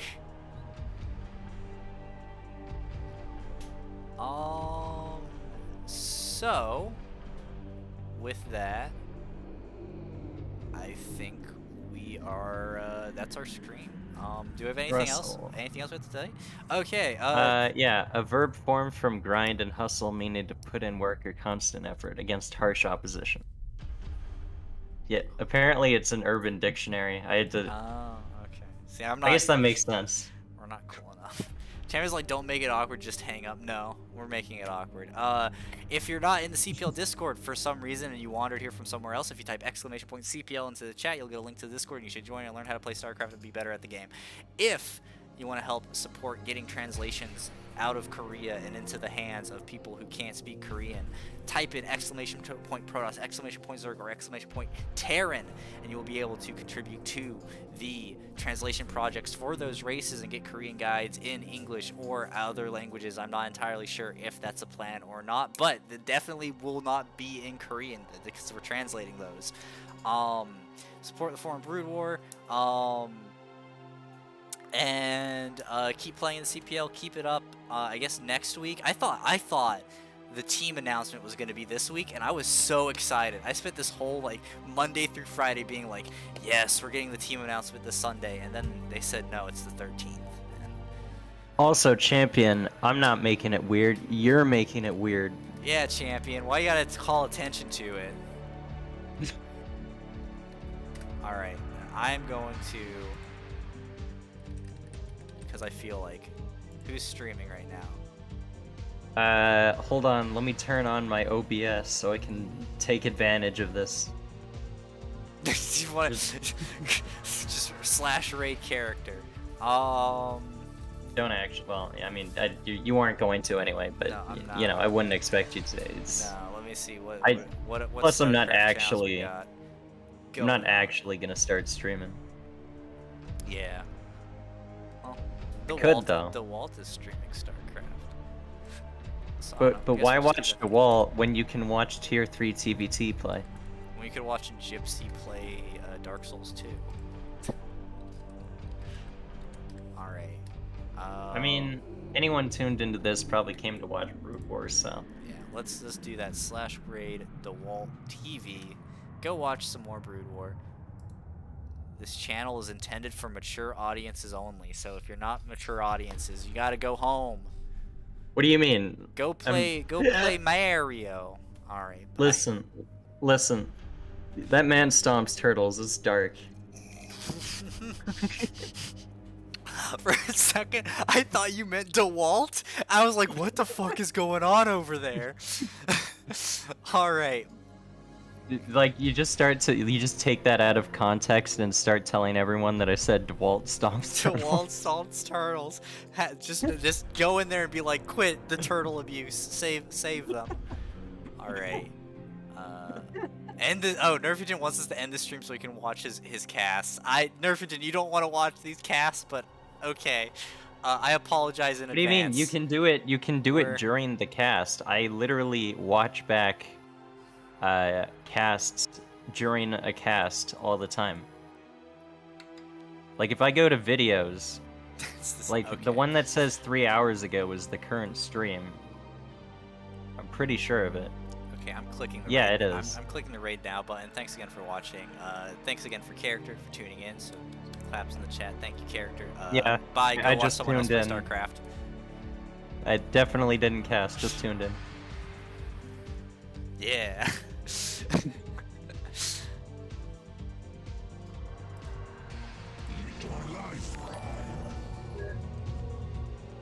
Не все рейдят-то. I think a Scimo for the raid. Alright. Where is my... How do I try? I should probably do...